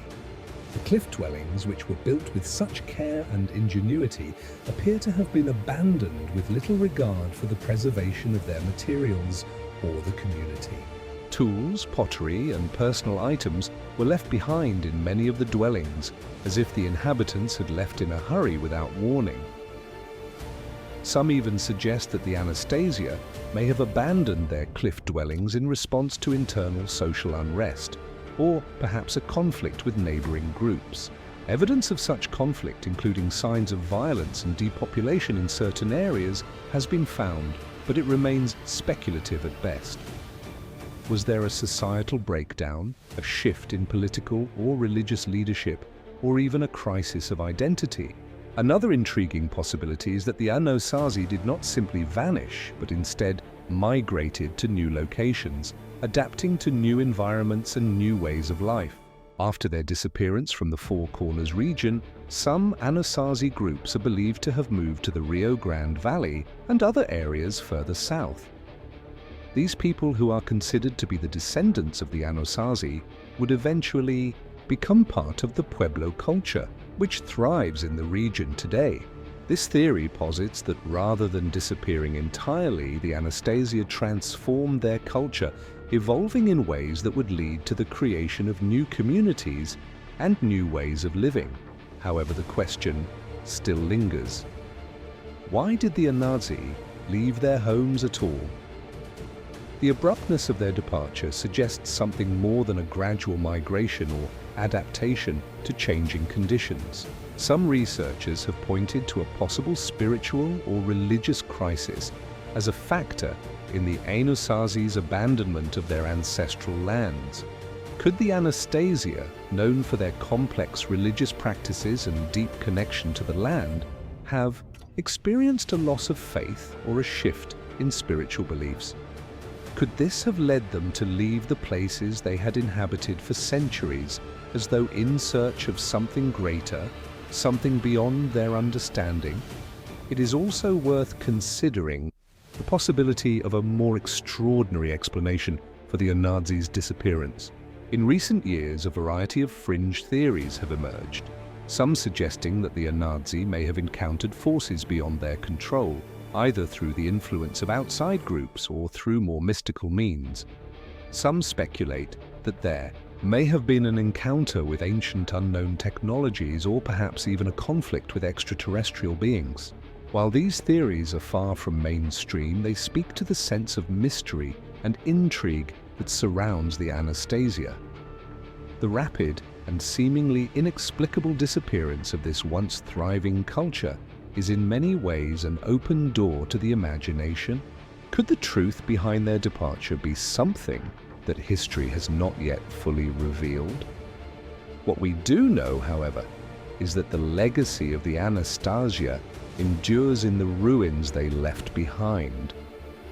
The cliff dwellings at Mesa Verde, the Great Ceremonial, Cass at Choco Canyon, and the ruins of cliff houses and PBLO across the southwest stand as silent witnesses to a civilization that reached great heights before it seemingly vanished. The artistry in their pottery, the sophistication of their architecture, and the complexity of their trade networks are testaments to the ingenuity and resilience of the Anastasia people. But their sudden disappearance remains an enigma, a puzzle that we have yet to solve. As we stand before the towering cliffs and the crumbling stone walls of these ancient structures, we are left to wonder what caused the Anastasia to leave their homes, their families, and their sacred places. Was it the harshness of the environment, a societal collapse, or something deeper, a spiritual crisis, or a lost connection to the land they once called home? And perhaps most importantly, what secrets hidden in the cliffs and buried beneath the earth remain waiting to be uncovered? The mystery of the Anasazi may never be fully solved, but as we peer into the past, it is clear that their story is one worth telling, one that continues to haunt the desert landscape with its unanswered questions and its enduring mysteries. As we leave behind the arid deserts of the American Southwest, where the mysteries of the Anastasia still stir our imaginations, we turn our focus to another enigma, one that lies on the sun-baked plains of southern Egypt, near the border with Sudan. Here, in the remote desert, a remarkable sight exists, often overshadowed by the grandeur of Egypt's more famous monuments. Yet the mystery of Nabtia and its stone circle may hold the key to a much deeper understanding of the ancient world. One that challenges the very way we think about the origins of civilization. Knoblia, a sprawling prehistoric complex, lies quietly in the heart of the Nubian desert. Discovered in the 1970s, this site consists of a series of large megalithic stones arranged in a circular formation, as well as numerous smaller stone alignments and other structures scattered across the desert floor. These stones, some weighing several tons, are thought to date back to around 5,000 years ago, making them older than Stonehenge and the Great Pyramids of Giza. The scale of the site, its alignment with celestial bodies, and the sheer effort required to transport and arrange these stones leave us with a singular question. What was the purpose of Nabta? The site is located near the base of the Gil Kabir Plateau, an area of stunning beauty and harsh, unforgiving terrain. The desert here is marked by vast stretches of sand dunes, jagged rock formations, and a silence so profound it seems to echo the distant past. Yet amid this desolation, the stones of Nabtapla stand as an enduring testament to human ingenuity, or perhaps something even more mysterious. The most notable feature of Nabta Playa is the stone circle itself. Arranged in a rough crescent shape, the large sandstone monoliths are positioned with startling precision. Some of the stones stand upright while others lie flat, forming a structure that resembles the famous stone circles of Europe, but with one significant difference. The stones of Nabta Playa seem to have been deliberately arranged to align with the stars, suggesting that the site was not just a ceremonial or religious center, but also an astronomical observatory. The site's alignment with the stars is one of its most intriguing features. The stones at Nabta are thought to align with the summer solstice, marking the point when the sun rises at its most northerly point on the horizon. But it doesn't end there. The arrangement of the stones also appears to correlate with the movement of the stars, particularly the position of the constellation of Orion, which was revered by many ancient cultures for its symbolic significance. The ancient Egyptians, for example, associated Orion with Osiris, the god of the afterlife, and it was believed that the souls of the dead would ascend to the stars of Orion in their journey to the afterlife. Could the people of Nabtaplia have shared similar beliefs, using the stones as a tool to track celestial events and perhaps even map their religious or spiritual understanding of the cosmos? As fascinating as these astronomical connections are, they raise even more questions. Why in such a remote part of the world would a group of prehistoric people go to such great lengths to build an observatory of all things? The desert environment, though visually stunning, is harsh and inhospitable. Why invest so much effort in the construction of a monumental site in such a desolate location? Was the need to track the stars so critical that it led these ancient people to create such an extraordinary site in the middle of the desert?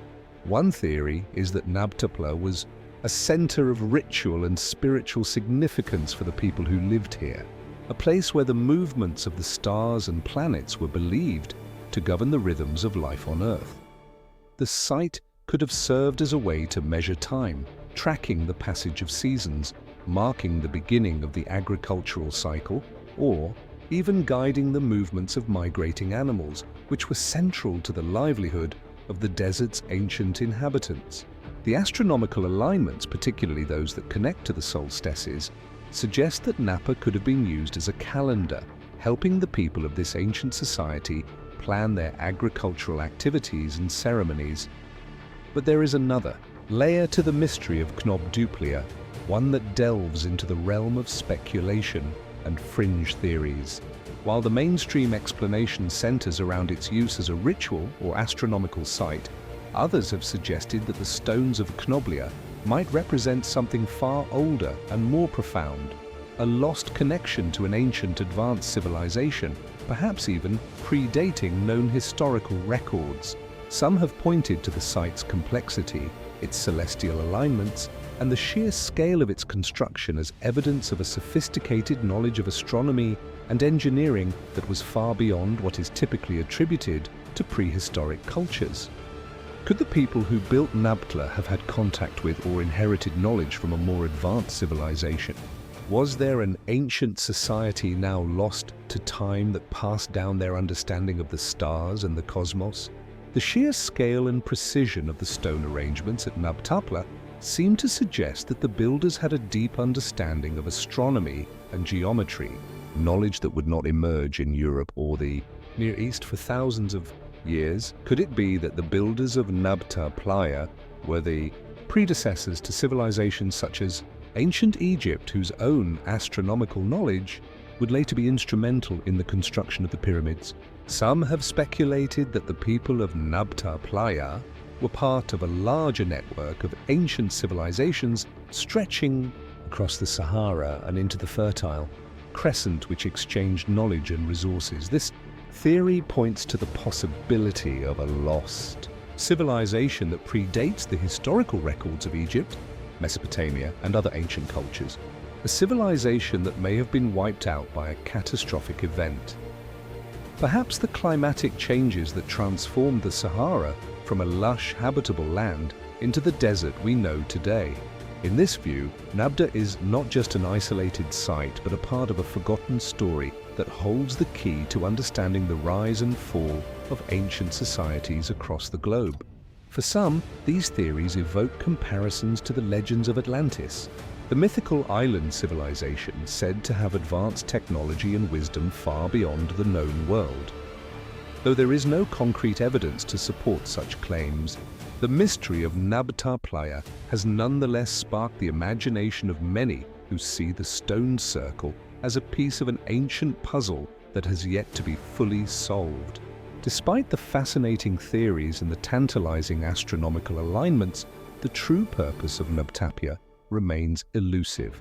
Was it an astronomical observatory, a sacred site for spiritual rituals, or a center for ancient knowledge that transcended time and place? Or was it perhaps all of these things and more? The unanswered questions surrounding Nabta continue to fuel speculation and research, drawing archaeologists and enthusiasts alike to the remote desert where the stones still stand, silently awaiting discovery. As we stand before the stone circle of Nabta, surrounded by the vast expanse of the desert, we cannot help but wonder, what were the people who built this site trying to tell us? What was the true purpose of the stone circle? And what knowledge did it hold about the world and the cosmos that we have yet to uncover? Perhaps hidden beneath the sands of time, the answers to these questions remain waiting to be revealed. Secrets that may forever change our understanding of the ancient world and its lost civilizations. As we travel through the landscape of human history, where ancient civilizations and their mysteries beckon, we come to a place that seems almost out of time. Located in the small town of Homestead, Florida, amid the subtropical heat of the American South, there exists a structure that defies logic, understanding, and perhaps even the limits of human capability. It is a place where stone and coral are shaped into impossibly precise forms, towering over the land with an eerie sense of purpose. Yet no one can quite say why or how. This is the Coral Castle, an architectural enigma that has baffled historians, engineers, and archaeologists for over a century. The Coral Castle was built by a solitary man, Edward Leeds Kalin, a Latvian immigrant who arrived in Florida in the 1920s. He worked on the structure alone, night after night, carrying heavy coral blocks, some weighing several tons, shaping them with the skill of a master sculptor, yet with no formal training in construction. The result is a sprawling complex of intricately carved stone walls, towers, and statues that are nothing short of astounding. The coral, which Leeds Kalinin quarried from a nearby limestone pit, forms an intricate web of arches, columns, and monolithic structures, each piece placed with such precision that one could easily mistake it for the work of a forgotten civilization. The mystery of Coral Castle begins with the man who built it, Edward Leeds. Colin, though an intelligent and highly skilled individual, is an enigma in his own right. Having arrived in the United States as a young man, Leeds Colin quickly became known for his eccentricities. His desire to remain alone, his habit of working late at night, and his refusal to share the secrets of his construction methods with anyone led to much speculation. He was a man of few words, and what he did say was often cryptic. Leedskin claimed to have discovered the secret of how the ancient Egyptians built the pyramids, but he never revealed the method he used. His stonework, particularly in the Coral Castle, seems to bear out his claims in some ways, but the question remains, how did he do it? The Coral Castle consists of numerous structures, but the most striking features are the massive coral blocks themselves. These massive pieces of stone, which Leedskalnin moved and arranged, seem to defy the limits of human strength. Some of the blocks weigh several tons, and many of them are suspended in mid-air, balanced in a way that seems impossible. How could one man working alone have moved such heavy stones with no modern equipment? And perhaps more perplexing still, how did he do it without leaving any evidence of the tools he used? There are no cranes or lifting devices on the site, no mechanical systems that could have assisted in the construction. The stones were moved, shaped, and placed into their positions with extraordinary precision. Yet, no one knows for sure how Leedskin achieved it. Leedskin's explanations for his methods were as cryptic as his life. He spoke vaguely of using magnetic forces and other mysterious techniques, but he never offered a clear answer. Some say that he used a rudimentary form of pulley or levers, simple tools that would allow him to lift and move the blocks. But even this theory raises questions. The amount of force needed to move the mass of stones, especially considering Leedskalnin's small frame, would have been far beyond what simple tools could achieve, at least by the standards of the early 20th century. One of the most intriguing aspects of the Coral Castle is Leedskalnin's apparent understanding of magnetism. His own writings suggested that he had discovered the secret of how ancient civilizations had harnessed magnetic forces to manipulate stone. He claimed to have a special knowledge of magnetism, and some believe that he used this knowledge to move the massive blocks of coral into place. However, there is no evidence that he had access to any advanced technology or tools capable of manipulating magnetic forces in the way he described. Some have even speculated that Leedskalnin may have developed a form of free energy or a hidden method of levitation, but this remains in the realm of speculation. Could Leedskalnin have possessed knowledge that has been lost to time, a hidden technique that allowed him to defy the laws of physics as we understand them? Or was it simply a trick of perception, a well-executed illusion of his construction skills? The theories surrounding the Coral Castle and its construction methods are as varied as they are intriguing. Some believe that Leedskalnin's work was a form of ancient knowledge rediscovered, a secret passed down from civilizations like the Egyptians or the Mayans, who were thought to have mastered the art of levitation and stone manipulation. Others suggest that Leedskin may have been influenced by theories of electromagnetism which were gaining popularity at the time, particularly those of Nikola Tesla. Tesla himself had spoken of harnessing energy from the Earth and had conducted experiments related to wireless power transmission. Could Leedskalnin have been inspired by Tesla's work and applied similar principles to his construction of the Coral Castle? Still, others suggest that Leedskalnin's methods were more practical, though no less mysterious. Some believe that he may have used hidden techniques such as counterweights, ramps, and simple machines to move the stones. Yet, even these theories struggle to explain the sheer scale and precision of his work. The fact that he completed the Coral Castle with no assistance and no modern machinery seems to challenge the boundaries of what was technologically possible at the time. And yet the evidence is right there before us. The structure itself stands as a testament to his ingenuity, even if we don't fully understand how he achieved it. What makes the mystery of Coral Castle even more perplexing is Leedskalnin's secrecy. He was fiercely protective of his methods, refusing to let anyone watch him work, and he made it clear that his construction techniques were his alone to reveal or not. Some have suggested that Leedskalnin's refusal to share his knowledge was driven by a deep sense of personal pride. while others speculate that there may have been something more profound at play. Did he believe that revealing his methods would undermine the spiritual significance of his work? Could the construction of the coral castle have been an act of devotion, a personal monument to someone, something he held dear?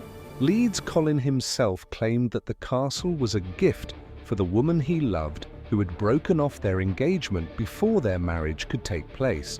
Some have suggested that the structure is a symbol of lost love, a monument to a deep emotional pain that Leeds Collin sought to express through his stonework. But if that is the case, then why the secrecy? Why such precision and mystery surrounding the construction?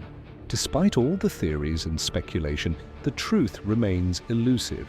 No one has been able to replicate Leeds Collin's methods and the construction of the coral temple. This was the version of the temple that was eventually listed among the Seven Wonders, an iconic symbol of both human creativity and divine power. The construction of the new temple took more than a decade, involving skilled craftsmen, artists and architects, all working in harmony to create a sanctuary that would be the envy of the ancient world. But what is truly remarkable is not just the scale of the temple or its elaborate decorations, but the fact that it was completed during a time of great political and economic upheaval. Ephesus was a city of great wealth and influence, yet its prosperity would not last forever. The next chapter in the temple's story is one of destruction and decline. In the 4th century BCE, after the temple had stood for more than 2 centuries, it was damaged by an earthquake. While the exact extent of the damage is unclear, it's believed that much of the temple was toppled or severely compromised. Yet, even in the face of such destruction, efforts to restore the temple continued. Some have speculated that these efforts were driven not just by devotion to Artemis, but also by the desire to maintain Ephesus's status as a center of wealth and power. But as the centuries wore on, the temple's importance waned, and its final blow came in the 5th century CE when the Christian emperor Theodosius I ordered its destruction as part of a campaign to close pagan temples across the Roman Empire. The exact fate of the temple's stones remains a matter of speculation.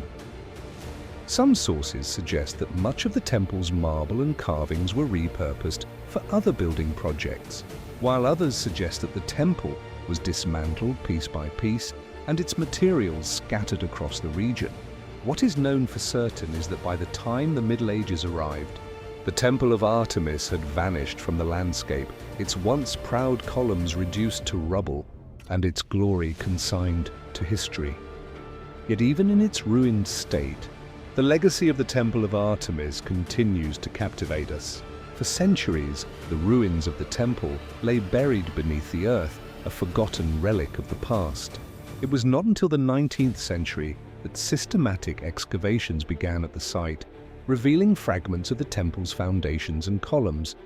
Yet despite the ongoing archaeological efforts, much of the temple remains shrouded in mystery. The exact dimensions of the temple, the precise arrangement of its sculptures, and the full extent of its grandeur are all lost to history. Even the identity of the architect responsible for the temple's design remains unknown. One of the most tantalizing aspects of the Temple of Artemis is its reported collection of artworks and treasures.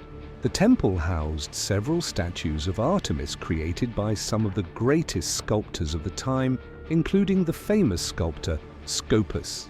These statues were said to be stunning in their beauty, depicting the goddess as both powerful and serene. But perhaps most intriguing are the stories of other treasures, such as the golden altar adorned with intricate carvings and said to be an offering to the goddess.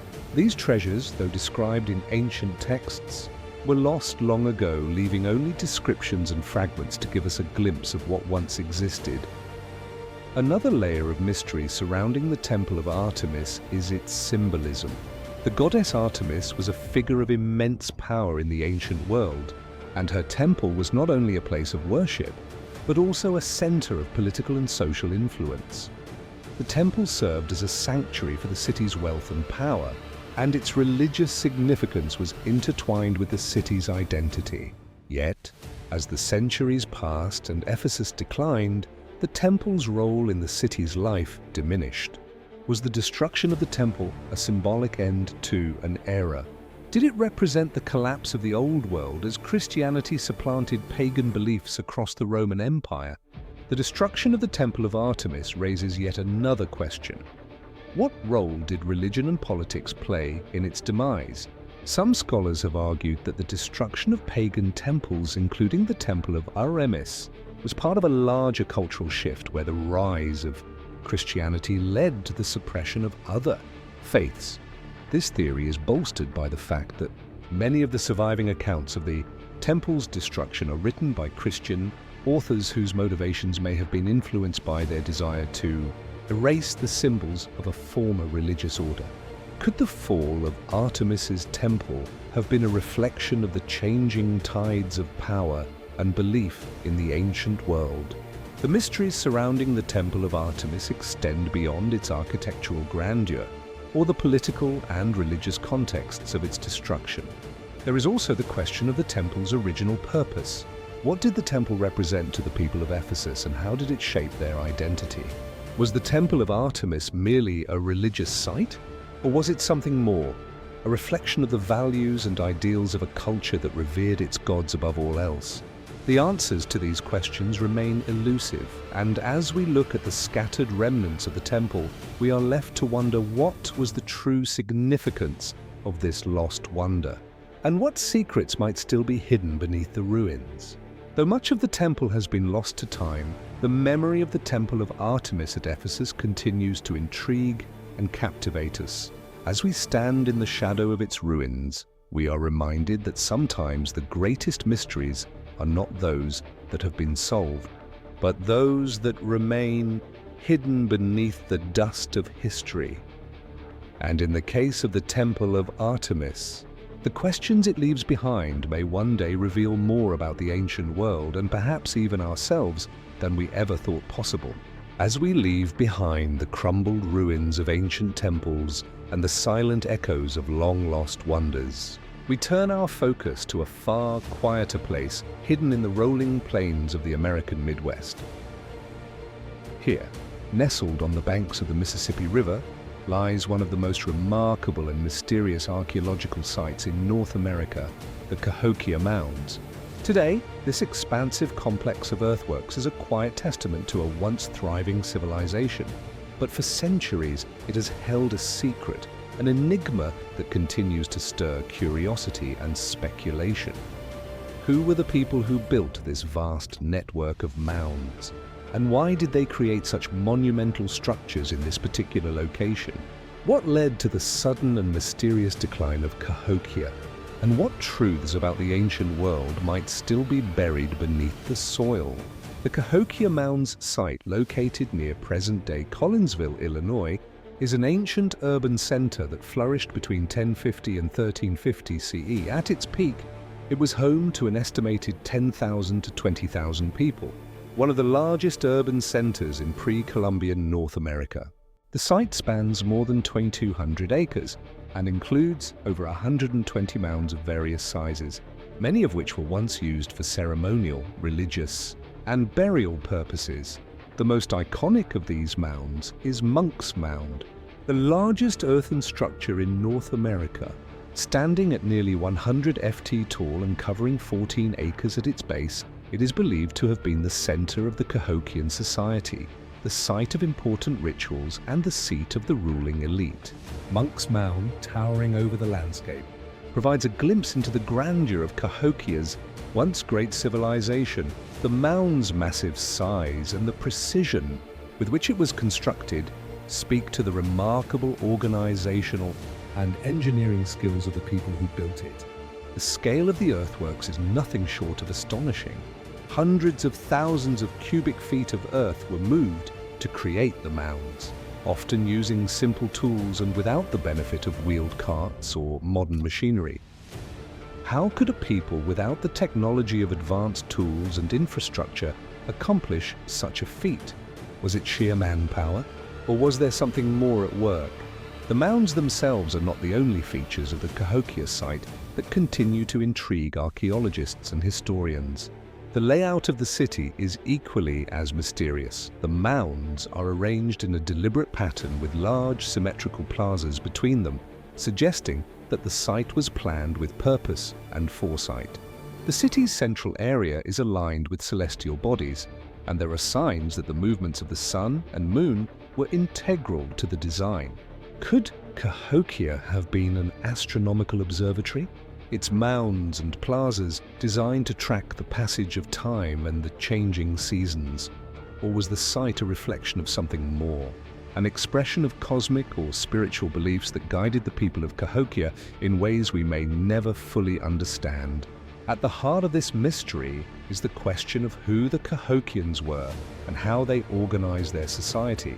Evidence from the site suggests that Cahokia was a complex hierarchical society with a powerful ruling class who controlled the construction of the mounds and the distribution of resources. Archaeological digs have uncovered artifacts that indicate trade networks stretching as far as the Gulf Coast, the Great Lakes, and the Appalachian Mountains. Items such as seashells, copper ornaments, and stone tools were traded, suggesting that the people of Cahokia had a far-reaching influence and were part of a larger network of societies. But who were the rulers of Cahokia, and how did they maintain control over such a large population? Were they kings, priests, or something else entirely? The people of Cahokia also engaged in sophisticated agricultural practices, cultivating maize, beans, and squash, which formed the basis of their diet. This agricultural surplus allowed the city to sustain a large population, and evidence of large-scale communal feasts suggests that food played an important role in the city's social and religious life. Yet despite the apparent prosperity of Cahokia, the reasons for its sudden decline in the 14th century remain shrouded in mystery. By the time European explorers first encountered the area in the 16th century, Cahokia was in ruins. The once thriving city had been abandoned, and the mounds were all that remained of the great civilization. The reasons for this sudden collapse are unclear. Some theories point to environmental factors, such as climate change or deforestation, which could have led to food shortages or a breakdown in the agricultural system. Other scholars suggest that internal conflict or warfare among rival factions may have played a role in the city's decline. Still others point to the possibility of disease, as epidemics may have decimated the population much as they did to indigenous communities across the Americas after European contact. But there are those who believe that the decline of Cahokia may have been more than just a natural or social collapse. Some have speculated that the Cahokians may have encountered forces beyond their control, whether natural disasters, external invasions, or even religious upheavals that led to the city's abandonment. One theory suggests that Cahokia's leadership became too powerful, and the people may have turned against their rulers, leading to a violent overthrow of the elite.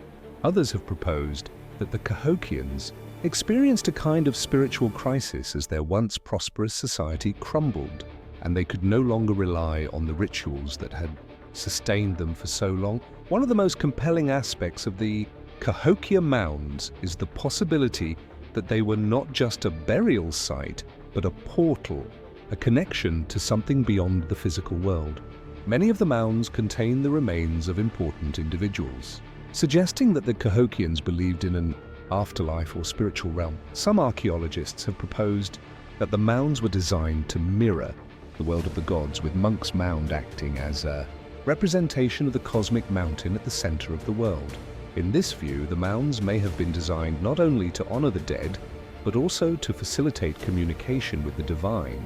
The mystery of Cahokia deepens when we consider its broader context within the prehistoric world. While the site is unique, it is not an isolated phenomenon.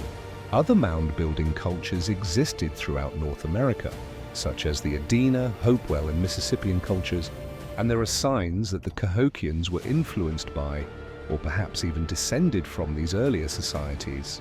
Some have suggested that Cahokia was the culmination of a long tradition of mound building that stretched back thousands of years, a tradition that may have been rooted in ancient spiritual practices and astronomical knowledge. Could the Cahokians have inherited a deep ancient wisdom that guided the construction of their city and its ceremonial rituals? Or was Cahokia simply a reflection of the natural ingenuity of a people who were deeply connected to the land and its rhythms? As we look at the remnants of Cahokia today, we are left with more questions than answers. The mounds, now preserved as a UNESCO World Heritage Site, stand as silent witnesses to a civilization that flourished and vanished without a trace.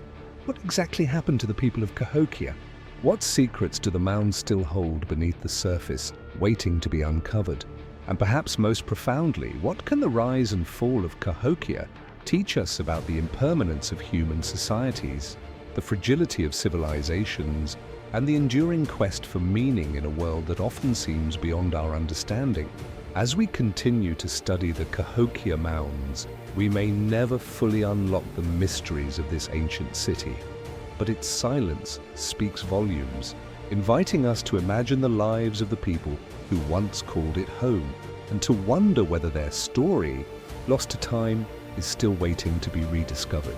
The mounds stand, enduring as a reminder that some mysteries are never truly solved. They simply ask us to look deeper, to question more, and to listen to the echoes of a past that still resonates across the centuries. As we journey from the mysterious mounds of Cahokia, a monument to ancient North American civilization, we find ourselves transported to the dense jungles of the Pan Basin in northern Guatemala. Here, hidden beneath the thick canopy of towering trees, lies one of the greatest secrets of the ancient Maya civilization, the lost city of El Mirador. Buried deep in the heart of the Guatemalan jungle, this ancient city, once a flourishing metropolis, remains largely untouched by modern hands. Its mysteries shrouded by both time and the natural environment. What was El Mirador, and what secrets does it still hold beneath its overgrown ruins? El Mirador was a city at the height of Maya civilization, founded around 600 BCE and flourishing until around 150 CE. Unlike many other Maya cities which grew and shrank over time, El Mirador reached its peak early in the Maya civilization's history, centuries before the rise of famous sites like Teal and Copan. At its zenith, it was a sprawling urban center with a population that may have numbered in the tens of thousands, and it is believed to have played a central role in the early development of the Maya lands. Today, what remains of El Mirador is a vast and awe-inspiring collection of ruins scattered across a wide expanse of jungle. The city's most striking feature is its sheer size. The main complex of El Mir covers roughly 5 kilometers, with numerous large ceremonial platforms, plazas, and pyramids stretching across the landscape. At the heart of the city lies the most impressive structure of all, La Danta, a massive pyramid that stands at nearly 230 feet tall, making it one of the largest pyramids in the Americas. This immense structure is so large that it is often compared to the Great Pyramid of Giza, though it is far less well known. Lanta, with its towering presence, dominates the landscape, a reminder of the incredible engineering skills possessed by the Maya people. It is not just the size of the pyramid that is remarkable, but also its complexity. The pyramid was built using millions of tons of earth and rubble, and the fact that it still stands today after more than 2 millennia is a testament to the ingenuity and craftsmanship of the Maya builders. Yet for all its grandeur, Lanta is only one of many structures that make up the city of El Mirador. There are numerous other pyramids, each with its own distinctive design, and large plazas surrounded by intricately constructed walls. The entire city was carefully planned, its layout reflecting a deep understanding of both geometry and the natural environment. However, despite the impressive scale of El Mirador, it was abandoned long before the rise of the more famous Maya cities like Tikal and Calakmul. The reasons for its decline remain a mystery, Archaeologists believe that the city may have been abandoned around 150 CE, possibly due to a combination of environmental, political, and social factors. Some theories suggest that the city's rulers may have overextended their resources, leading to food shortages or conflicts with neighboring cities. Others speculate that the environmental degradation caused by deforestation and soil erosion may have played a role in the collapse. But whatever the cause, the fall of Elmir left the city in ruins, slowly swallowed by the jungle. For centuries, El Mirador remained hidden, known only to the local Maya and the few explorers who ventured into the jungle. It wasn't until the 1970s that the city began to attract the attention of archaeologists. Since then, excavation and research efforts have slowly uncovered the secrets of this ancient metropolis. But many questions remain unanswered. Despite the considerable progress that has been made in understanding El Mirador, it is still a place that holds more mysteries than it does answers. One of the most intriguing aspects of El Mirador is the possibility that it was a cultural and political center for the early Maya civilization. Unlike later Maya cities, which were often composed of smaller, independent city-states, El Mirador seems to have been part of a larger, more centralized network of power. Some researchers believe that El Mirador may have been a kind of Maya capital or a seat of political power from which influence and ideas spread to other cities in the region.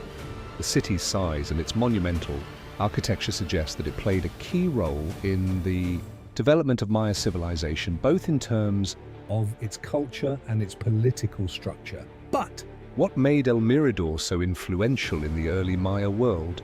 Could its rulers have wielded power over such a vast area of the lands?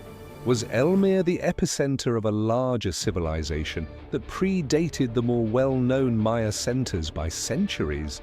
Some archaeologists suggest that El Mirador may have been an early experiment in urbanization, a city that laid the groundwork for the complex social, political, and religious systems that would define the Maya civilization in the centuries to come. Another aspect of El Mirador that has intrigued researchers is the nature of its religious and ceremonial practices. The city is dotted with massive pyramids, some of which appear to have been used for religious rituals and ceremonies. The scale and grandeur of these structures suggest that religion played a central role in the lives of the people of El Mirador. What were the religious beliefs and practices of the city's inhabitants? Were they influenced by the cosmic forces that governed the movements of the stars and planets, as were other later Maya cities?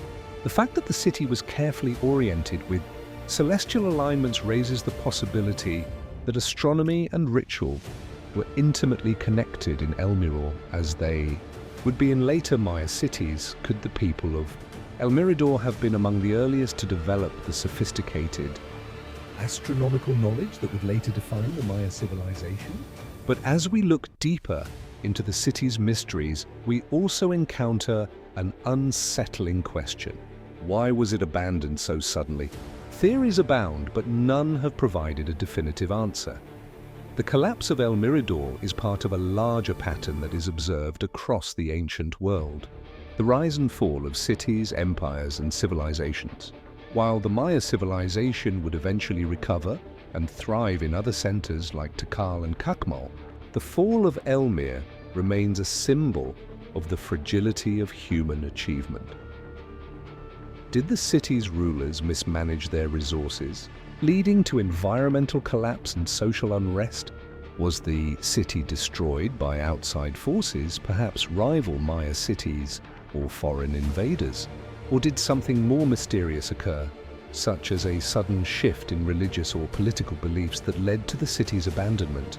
The city's isolation and the dense jungle that surrounds it have also contributed to its mystique. The thick vegetation that envelops Elmir has acted as a natural barrier, preserving the site in a way that many other ancient cities have not been. Yet, this same jungle has also kept the city's secrets hidden, allowing only fragments of its past to emerge slowly over time. As more excavation and research continue, the possibility remains that new discoveries could radically alter our understanding of El Mirador and its place in Maya history. As we explore the ruins of El Mirador today, we are left to wonder what might still be hidden beneath the surface of the jungle. What was the true significance of this lost city? And what knowledge, art, and wisdom may have been lost with its abandonment? Could El Mirador hold the key to understanding the origins of Maya civilization? Or was it a reflection of a greater forgotten world, one that predated the grand cities of the classic Maya period? In the shadows of Ledanta and the other towering pyramids, the mysteries of El Mirador continue to beckon. The city stands as a testament to the ingenuity and ambition of the ancient Maya. And yet, much like the jungle that surrounds it, its secrets remain veiled in mystery, waiting for the right moment to be uncovered. As we leave behind the dense jungles of Central America and head towards the heart of East Africa, we find ourselves in the highlands of modern-day Ethiopia. Here, in a vast plateau surrounded by mountains and valleys, lies the mysterious city of Aksum, a once thriving capital that played a central role in one of the ancient world's most enigmatic civilizations. Today, the remnants of this great city stand as a testament to the power and influence of the Aksumite Empire. Yet the full story of its rise and fall remains shrouded in mystery. What secrets does Aksum hold? And why has this ancient metropolis faded from the annals of history? The city of Aksum, located in the northern highlands of Ethiopia, is one of the most important archaeological sites in Africa. Founded around the 1st century CE, Aksum grew to become the capital of the Aksumite Empire, a powerful kingdom that flourished for nearly 1,000 years, from approximately 100 CE to the 10th century ICE. At its peak, Aksum was a vibrant center of trade, culture, and religion, with influence extending across the Red Sea to the Arabian Peninsula, India, and even the Roman Empire. Yet despite its grandeur, Aksum's historical significance remains elusive. How did this city rise to such prominence? And why did it eventually fade into obscurity? The first striking feature of Aksum is its incredible landscape, a stark contrast to the arid deserts and dense jungles of other ancient cities.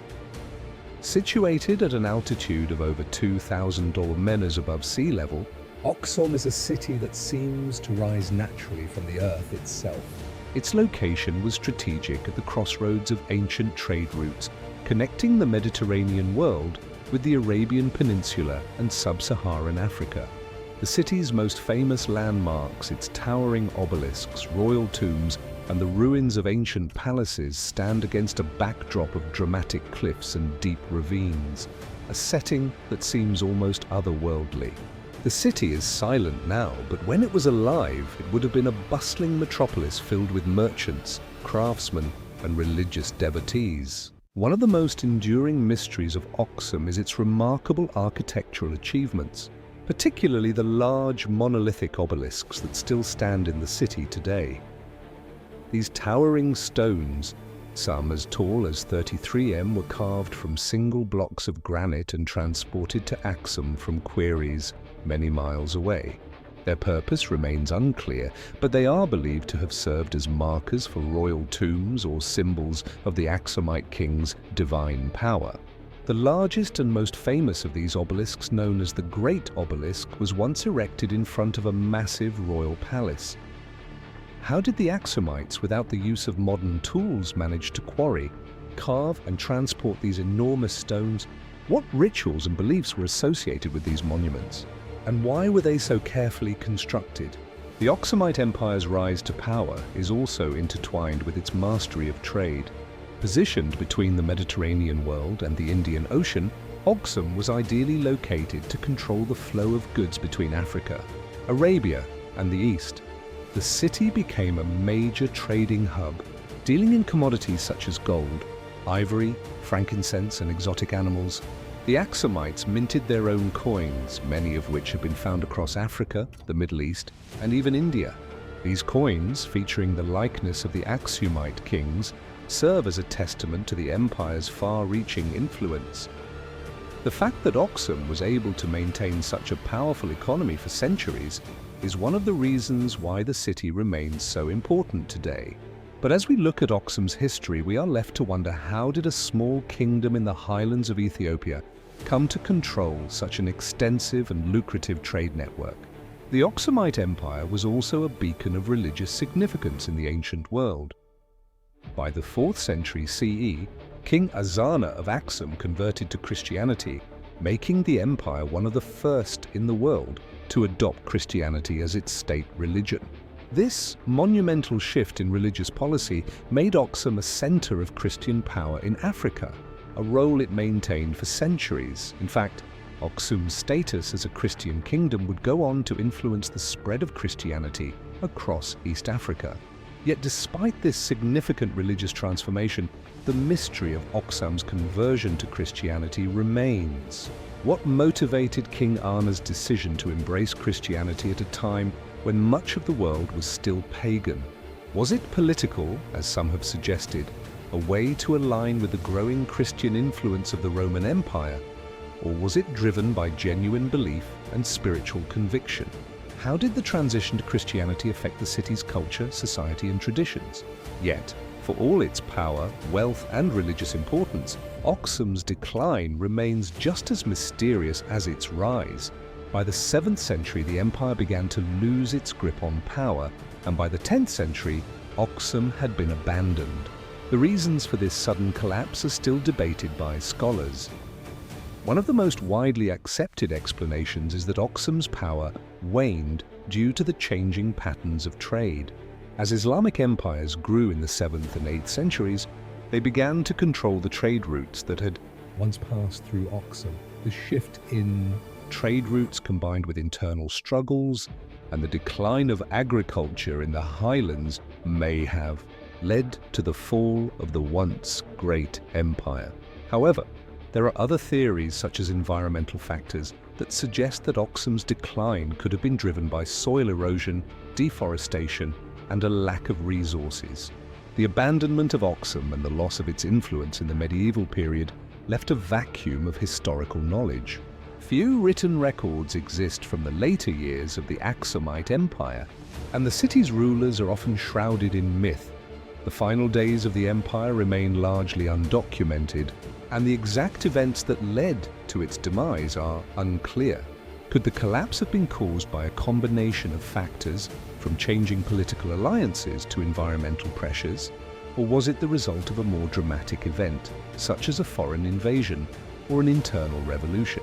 Despite the mysteries surrounding its rise and fall, Aksum's legacy has persisted through the centuries.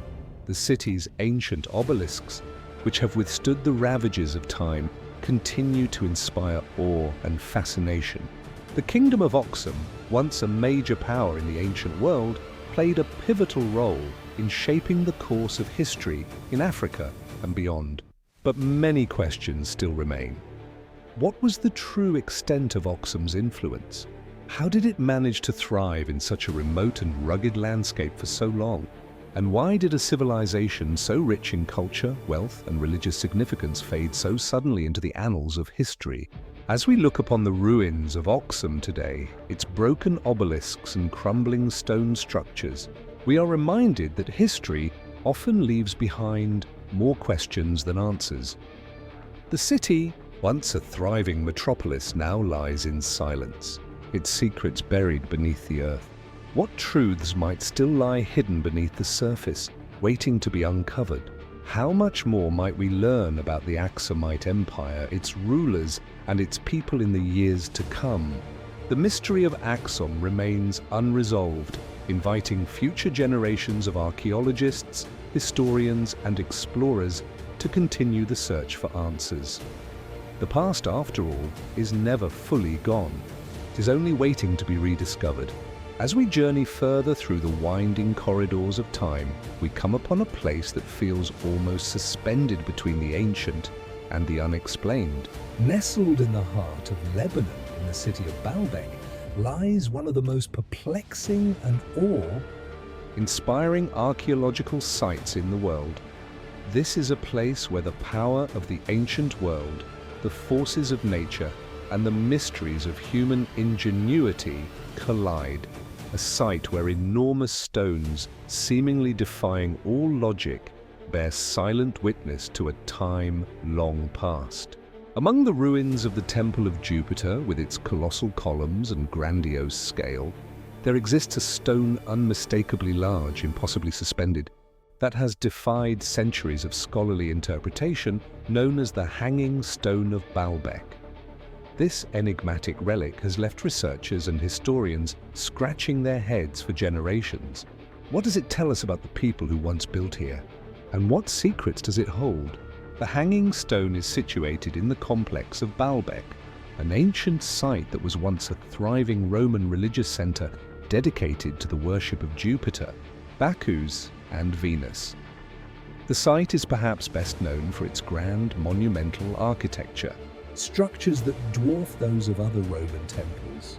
Its central feature is the Temple of Jupiter, which with its vast columns and impressive layout was one of the largest religious structures ever built by the Romans. The sheer scale of the temple is almost incomprehensible, with some columns weighing over 60 tons and the foundations of the temple laid upon massive stones that still remain at the site today.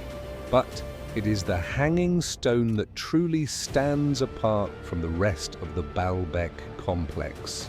This massive rock, which weighs an estimated 1,000 tons, is suspended just off the ground, propped up by smaller stones. It sits in a slightly tilted position as though it were meant to rest upon a platform that never quite materialized. The stone is part of a series of enormous blocks, many of which were used in the construction of the Temple of Jupiter, and its sheer weight and precarious positioning seem almost impossible to explain using the technology of the time. The mysteries surrounding the Hanging Stone are not limited to its size or position. There are several unanswered questions about how this stone was moved to its current location. It is believed that the stone was quarried from a site approximately 1 kilometer away from the temple complex, and the sheer scale of the stone itself raises questions about how it was transported in the first place. Even in the modern age, with all our advanced machinery and engineering expertise, moving a stone of this weight would be an extraordinarily difficult task. How did the ancient builders of Baalbek manage it? Some researchers speculate that it may have been moved using an elaborate system of ramps and pulleys, while others suggest that the stone could have been transported by rolling it on logs or using human labor in a way we have yet to fully understand. Whatever the method, the fact remains that the Hanging Stone is a testament to the incredible skill and ingenuity of those who built here.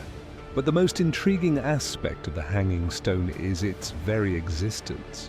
Why was such a massive suspended stone included in the design of the temple? Was it merely a structural necessity, or did it serve a more symbolic or ritualistic purpose? Some have suggested that the Hanging Stone was intended to represent the presence of the gods, a physical manifestation of divine power that hovered above the temple's sacred ground. The positioning of the stone, combined with its immense size, might have been meant to evoke a sense of awe and reverence among worshippers. But if that were the case, why didn't the builders finish the platform beneath the stone to complete its purpose? What stopped them from finishing the project? There is also the question of how the Hanging Stone relates to the larger architectural ambitions of Baalbek. The site's construction is believed to have begun as early as the Phoenician period, with subsequent additions by the Romans. Some theories suggest that the Hanging Stone, along with the other massive stones at Baalbek, was part of a larger unfinished vision, a grand design that the builders never saw through to completion. But there are those who believe that the Hanging Stone may have served a far more esoteric purpose, one that goes beyond mere architecture. Could it have been part of a religious or astronomical alignment connected to the movements of the stars, the sun, or the planets? The precision with which the other stones at Baalbek are arranged raises the possibility that the site had a purpose beyond what we can see today. Perhaps a connection to ancient rituals or astronomical observations that we have yet to fully comprehend. And then there is the question of who built it. While it is widely accepted that the Romans were responsible for much of Baalbek's grand architecture, the sheer scale of the site and its stones has led some to propose a more controversial theory. Some researchers have suggested that the site was built by an earlier civilization, one that possessed knowledge and technology far beyond what we know of the Phoenicians or the Romans.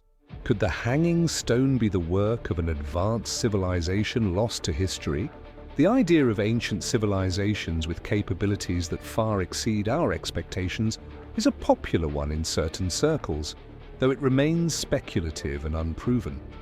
Was Baalbek a center of knowledge and power that predated the Roman Empire, perhaps built by a people with a profound understanding of engineering, geometry, and the natural world? Or were the Romans simply that skilled in their craft, able to create monumental structures that still puzzle us to this day? The theories about the hanging stone, while varied, all share one thing in common. They point to the site as a place of great mystery. As we stand at the base of the stone, gazing up at its massive suspended form, it is difficult not to feel a sense of awe and wonder. How was this stone placed here? And what did it mean to the people who built it? What do we still not understand about the construction of Baalbek? And what clues might still be hidden beneath the surface? Even after centuries of study, the hanging stone of Baalbek remains an enigma, inviting us to explore the boundaries of human achievement and imagination. Could it be that the stone and the site as a whole are a key to unlocking secrets lost to time? Secrets that reveal something profound about the ancient world, and perhaps even the nature of human civilization itself. As the ruins of Baalbek continue to stand against the test of time, we are left with more questions than answers, and the mystery of the hanging stone remains, like the site itself suspended in history, forever tantalizing, forever unresolved. What other secrets lie beneath the surface of Baalbek, waiting for the day when we might finally unravel them? The hanging stone, like the entire site, holds its silence. Yet it speaks to us in ways words cannot.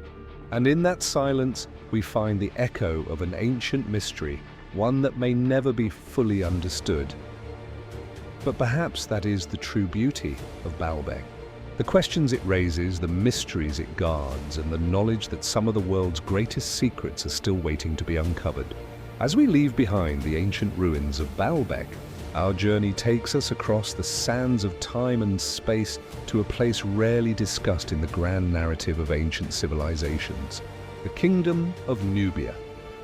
Nestled along the banks of the Nile, south of Egypt, in what is now modern-day Sudan, lies a series of pyramids that stand as silent witnesses to a civilization that flourished for over a millennium. These are the pyramids of Nubia, scattered across the desert like forgotten monuments of a once mighty kingdom. Unlike their more famous cousins to the north, the pyramids of Nubia remain shrouded in mystery, both in their construction and their purpose. How did a civilization so distant from Egypt create these monumental structures? And why do they remain largely ignored in the story of ancient Egypt's rise and fall? The pyramids of Nubia, especially those found in the ancient city of Meroe, present a stark contrast to the pyramids of Giza. While the Egyptian pyramids are known for their vast size and precise geometric designs, the Nubian pyramids are smaller with steeper, more angular profiles that give them a distinct appearance. Despite their more modest proportions, the pyramids of Nubia are no less impressive. In total, more than 200 pyramids are believed to be scattered across Sudan's Nubian desert, many of them part of the ancient Kingdom of Kush, a powerful empire that once controlled vast swathes of northeastern Africa. These pyramids are concentrated primarily in two major archaeological sites, Maro and Nepeta, both of which were once royal capitals of the Kingdom of Kush. Maro, the most famous site, contains the largest concentration of Nubian pyramids. Nestled along the banks of the Nile, the city of Mao thrived between 300 BCE and 300 CE here. The rulers of Kush were buried in elaborate tombs surrounded by smaller pyramids that housed the remains of nobles and elite members of society. The sheer number and density of the pyramids at Maro, over 40 still standing today, hint at the immense power and wealth that this civilization once commanded. Yet despite their impressive scale, the pyramids of Maro are often overshadowed by their Egyptian counterparts, leading many to overlook their significance in the larger context of African and world history. Unlike the pyramids of Egypt, which have been extensively studied, the pyramids of Nubia remain enigmatic. Much about them remains unexplained. The methods of construction, the rituals associated with their use, and the reasons for their eventual abandonment. The pyramids of Nubia are often seen as a reflection of the kingdom of Kush's power. But what drove the Kushite rulers to build such a grand necropolis in the first place? Why did they adopt the pyramid form from their Egyptian neighbors, yet leave behind a style that was uniquely their own? The construction of the pyramids in Nubia presents one of the first mysteries. While Egyptian pyramids were built using vast amounts of limestone and granite, the Nubian pyramids were constructed from sandstone, a material more readily available in the region. Yet the techniques used to cut, transport, and shape these stones remain unclear. Was there a unique set of tools or methods used by the Kushites to construct their pyramids? How were such large stones lifted and placed so precisely despite the apparent lack of advanced machinery? The construction techniques for the Nubian pyramids remain a subject of speculation, with some theorists suggesting that they may have been constructed using simple yet effective tools like ramps and levers, while others point to more elaborate systems that have yet to be discovered.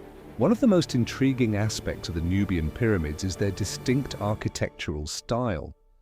The steep angle of the pyramids is unlike the smooth-sided pyramids of Egypt, and this difference has led some archaeologists to wonder about the cultural influences that shaped Nubian architecture.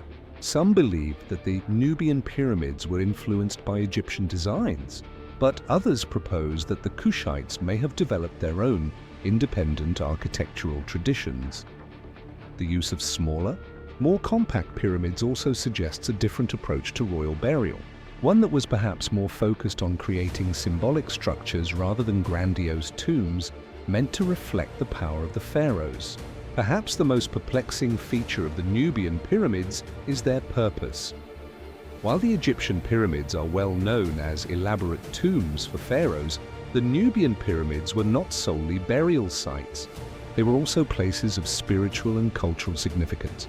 Many of the pyramids in Maro are surrounded by other structures such as temples, altars, and even ceremonial gateways, hinting that the site may have been a center of religious activity. Some scholars believe that the pyramids served not only as tombs, but also as symbols of divine power, representing the connection between the living and the gods. Others suggest that the pyramids were designed as beacons of royal authority, serving as symbols of the Kushite king's claim to power over both their subjects and their enemies. The royal tombs themselves remain largely unexcavated, with many pyramids still containing valuable artifacts and treasures buried deep within their chambers. In contrast to the Egyptian pyramids, which have been extensively looted over the centuries, the tombs of Nubia have been remarkably well preserved. Though the reasons for this are still unclear, some speculate that the tombs were buried under a layer of sand to protect them from thieves, while others believe that the Kushites may have deliberately hidden their royal treasures to protect them from foreign invaders. Regardless of the reason, the fact that these tombs remain largely untouched adds to the allure and mystery of the site. Yet, despite the fascinating historical significance of the Nubian pyramids, the kingdom of Kush itself remains somewhat obscured in the broader narrative of ancient African civilizations. For centuries, it was overshadowed by Egypt, whose pyramids and monuments captured the imagination of the world. But the kingdom of Kush was a power in its own right, one that influenced Egypt and the surrounding regions for over 1,000 years. The Kushites ruled over Egypt during the 25th dynasty, known as the Kushite dynasty. and their reign left a lasting legacy on both Egyptian culture and politics. But after the fall of Maro around the 4th century CE, the kingdom faded into relative obscurity. One of the greatest mysteries surrounding the pyramids of Nubia is the reason for their decline and abandonment. What happened to the kingdom of Kush, and why did it ultimately lose its power? Was it the result of internal conflict, environmental change, or external invasion? Some scholars believe that the decline of Maro was tied to the shift in trade routes and the rise of other powerful civilizations in the region, while others proposed that the changing climate and deforestation in the area contributed to the fall of the kingdom. The exact causes of Meroe's decline remain a topic of debate, but it is clear that the abandonment of the pyramids marks the end of an era for the Kushites. As we stand in the shadow of the pyramids of Nubia, their silent, weathered forms rising against the endless desert, we are left to ponder the mysteries they hold. How did a civilization so distant from Egypt create such grand and imposing structures? What drove the Kushites to adopt the pyramid form? And what did these monuments mean to them? And perhaps most tantalizing of all, why did they abandon their magnificent city and its pyramids, leaving behind a civilization that was once as powerful as it was enigmatic? The pyramids of Nubia, like the kingdom of Kush itself, remain one of the most elusive mysteries of the ancient world. As modern archaeologists and historians continue to study these fascinating structures, the questions they raise only deepen the mystery. What knowledge, rituals, and beliefs lie hidden beneath the sands of time? And what other secrets remain buried in the forgotten tombs of Maro, waiting to be discovered? The answers may be lost to history, but the pyramids of Nubia stand as enduring reminders of a powerful civilization whose mysteries continue to captivate the imagination as we continue our journey through the most enigmatic remnants of ancient civilization. We turn our attention to a place where the earth itself seems to whisper secrets. Secrets that have puzzled explorers, scientists, and historians for decades. The Nazca Lines, located in the arid coastal plains of southern Peru, are one of the most perplexing archaeological phenomena ever discovered. These vast, sprawling geoglyphs, etched into the desert floor, are so immense that they can only be fully appreciated from the sky. Yet, despite their grandeur, the purpose of the Nazca Lines remains a mystery, one that continues to intrigue and baffle the world. The lines themselves are astonishing in their scale and complexity. Stretching across an area of approximately 80 kilometers, they form a series of geometric shapes, lines, and intricate figures, some of which are so large that they can only be seen in their entirety from the air. Among these shapes are over 70 distinct animal and plant figures, including a hummingbird, a spider, a monkey, and even a giant condor. The largest of these figures extends over 200 meters in length, and the longest straight line stretches for miles. What makes the Nazca Lines even more perplexing is that they were created by removing the top layer of reddish-brown stones to reveal the lighter earth beneath, forming shallow grooves in the desert floor. The sheer scale of the lines and the precision with which they were executed raises numerous questions. How were they created? why were they created? And most importantly, who created them? The most widely accepted theory based on archaeological research is that the Nazca Lines were created by the ancient Nazca civilization between 500 BCE and 500 CE. The Nazca people who lived in this arid region were known for their advanced agricultural techniques, including the creation of aqueducts that allowed them to farm in a harsh desert environment. Some researchers believe that the lines were created as part of religious or ritualistic practices. The Nazca people may have used the lines as a form of offerings to the gods, possibly to invoke water, fertility, or other blessings critical to their survival.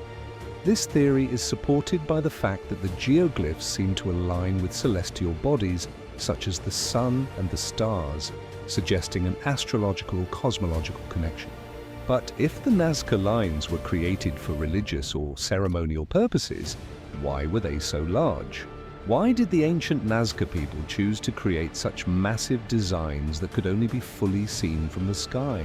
In a desert environment where visibility is limited, it seems odd that such enormous and intricate figures would be drawn on the ground.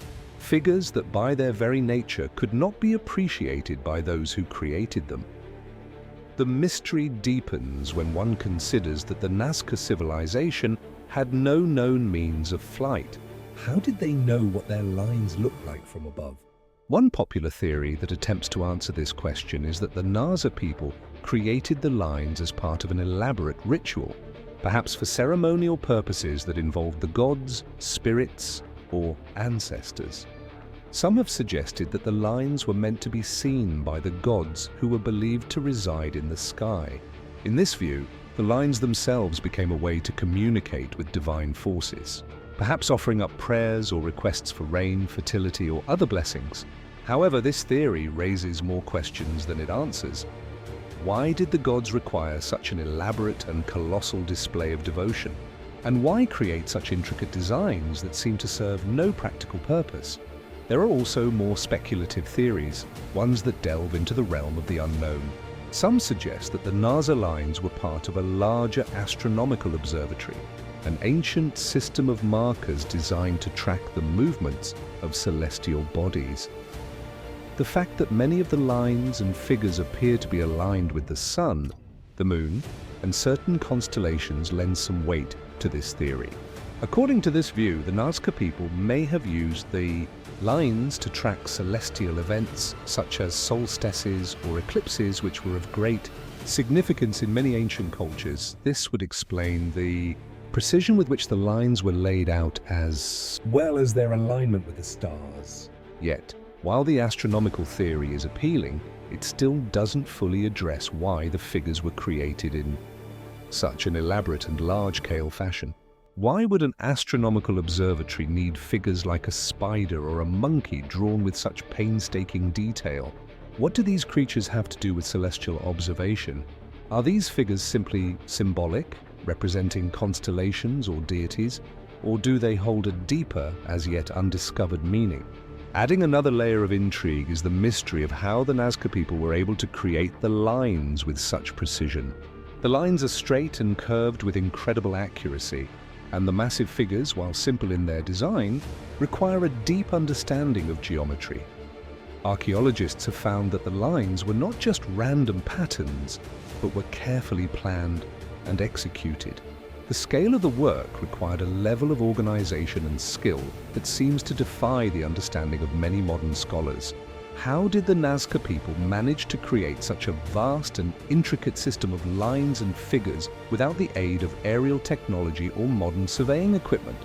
The precision of the lines suggests that the builders had an advanced knowledge of geometry and spatial awareness, but how did they acquire this knowledge? Was it passed down through generations? Or did the Nazca people possess a secret, now lost understanding of the world around them? Some have speculated that the Nazca lines were created by extraterrestrial beings. This theory, while often dismissed by mainstream scholars, has been popularized in books, documentaries, and popular culture. Proponents of this idea suggest that the precision and scale of the lines are too advanced for the ancient Nazca people to have achieved on their own.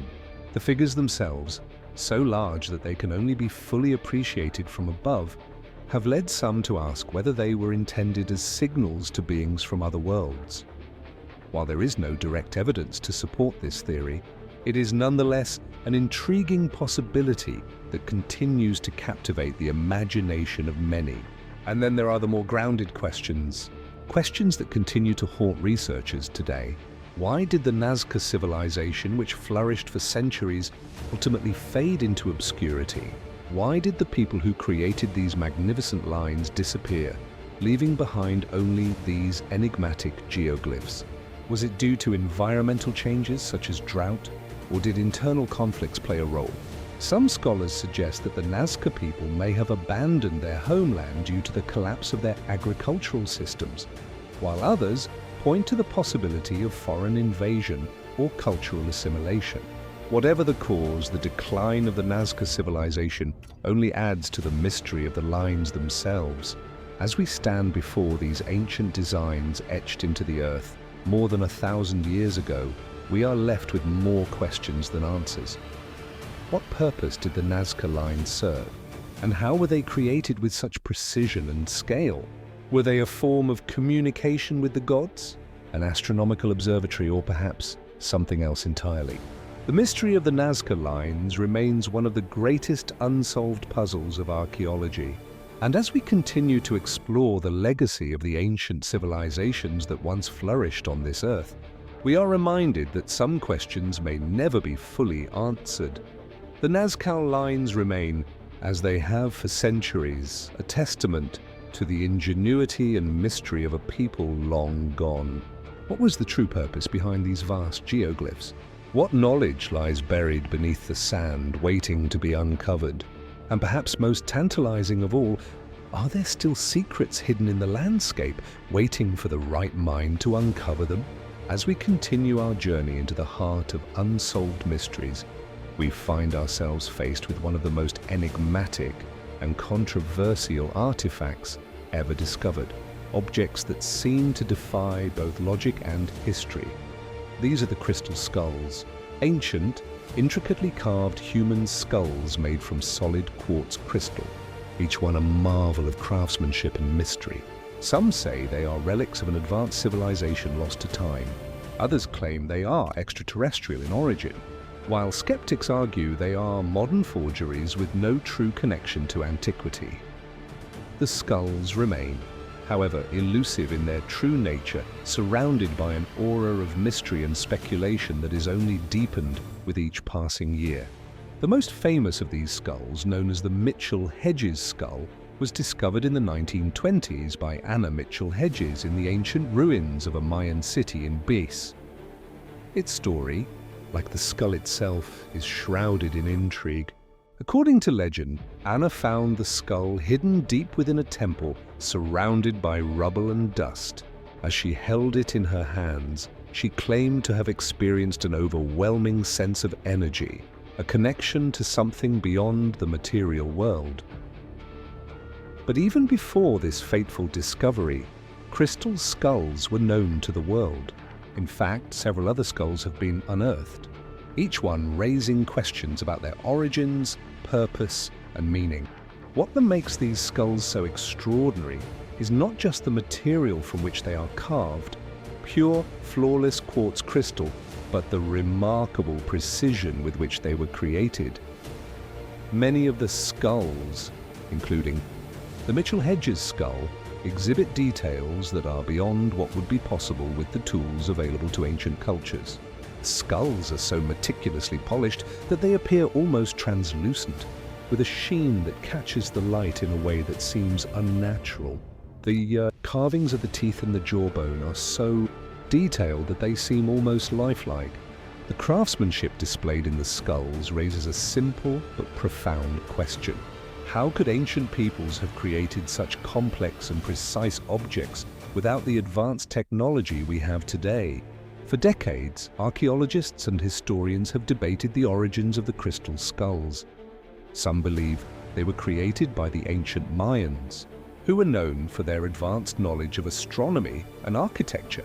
Others suggest that they may have been the work of other ancient civilizations, perhaps the Aztecs or even the Olmecs. Some claim that the skulls were crafted by a lost civilization, now long forgotten, that possessed knowledge far beyond what we know of ancient peoples. There are those who speculate that the skulls might not even be of human origin, that they were created by extraterrestrials who visited Earth long ago.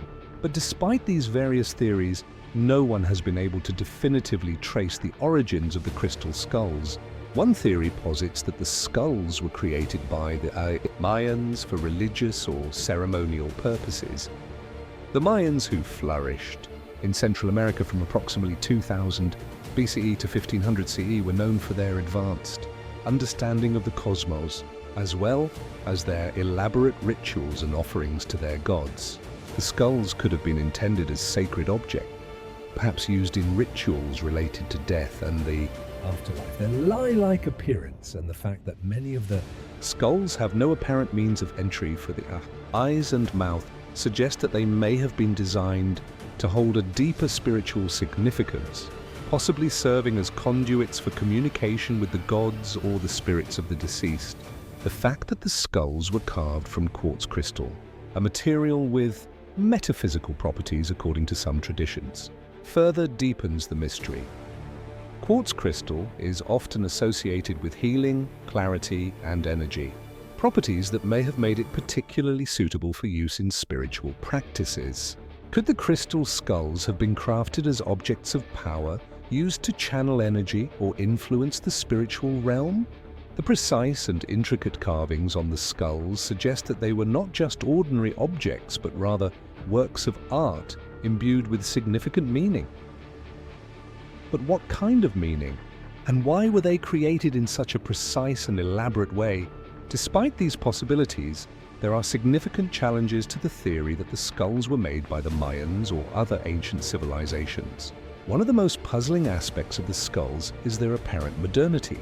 The skill required to carve such detailed figures out of solid quartz seems to exceed what was possible for the technology of the time. Most of the skulls, including the Mitchell Hedges skull, are polished to an almost flawless finish, something that would require advanced tools and techniques that were not available to ancient cultures.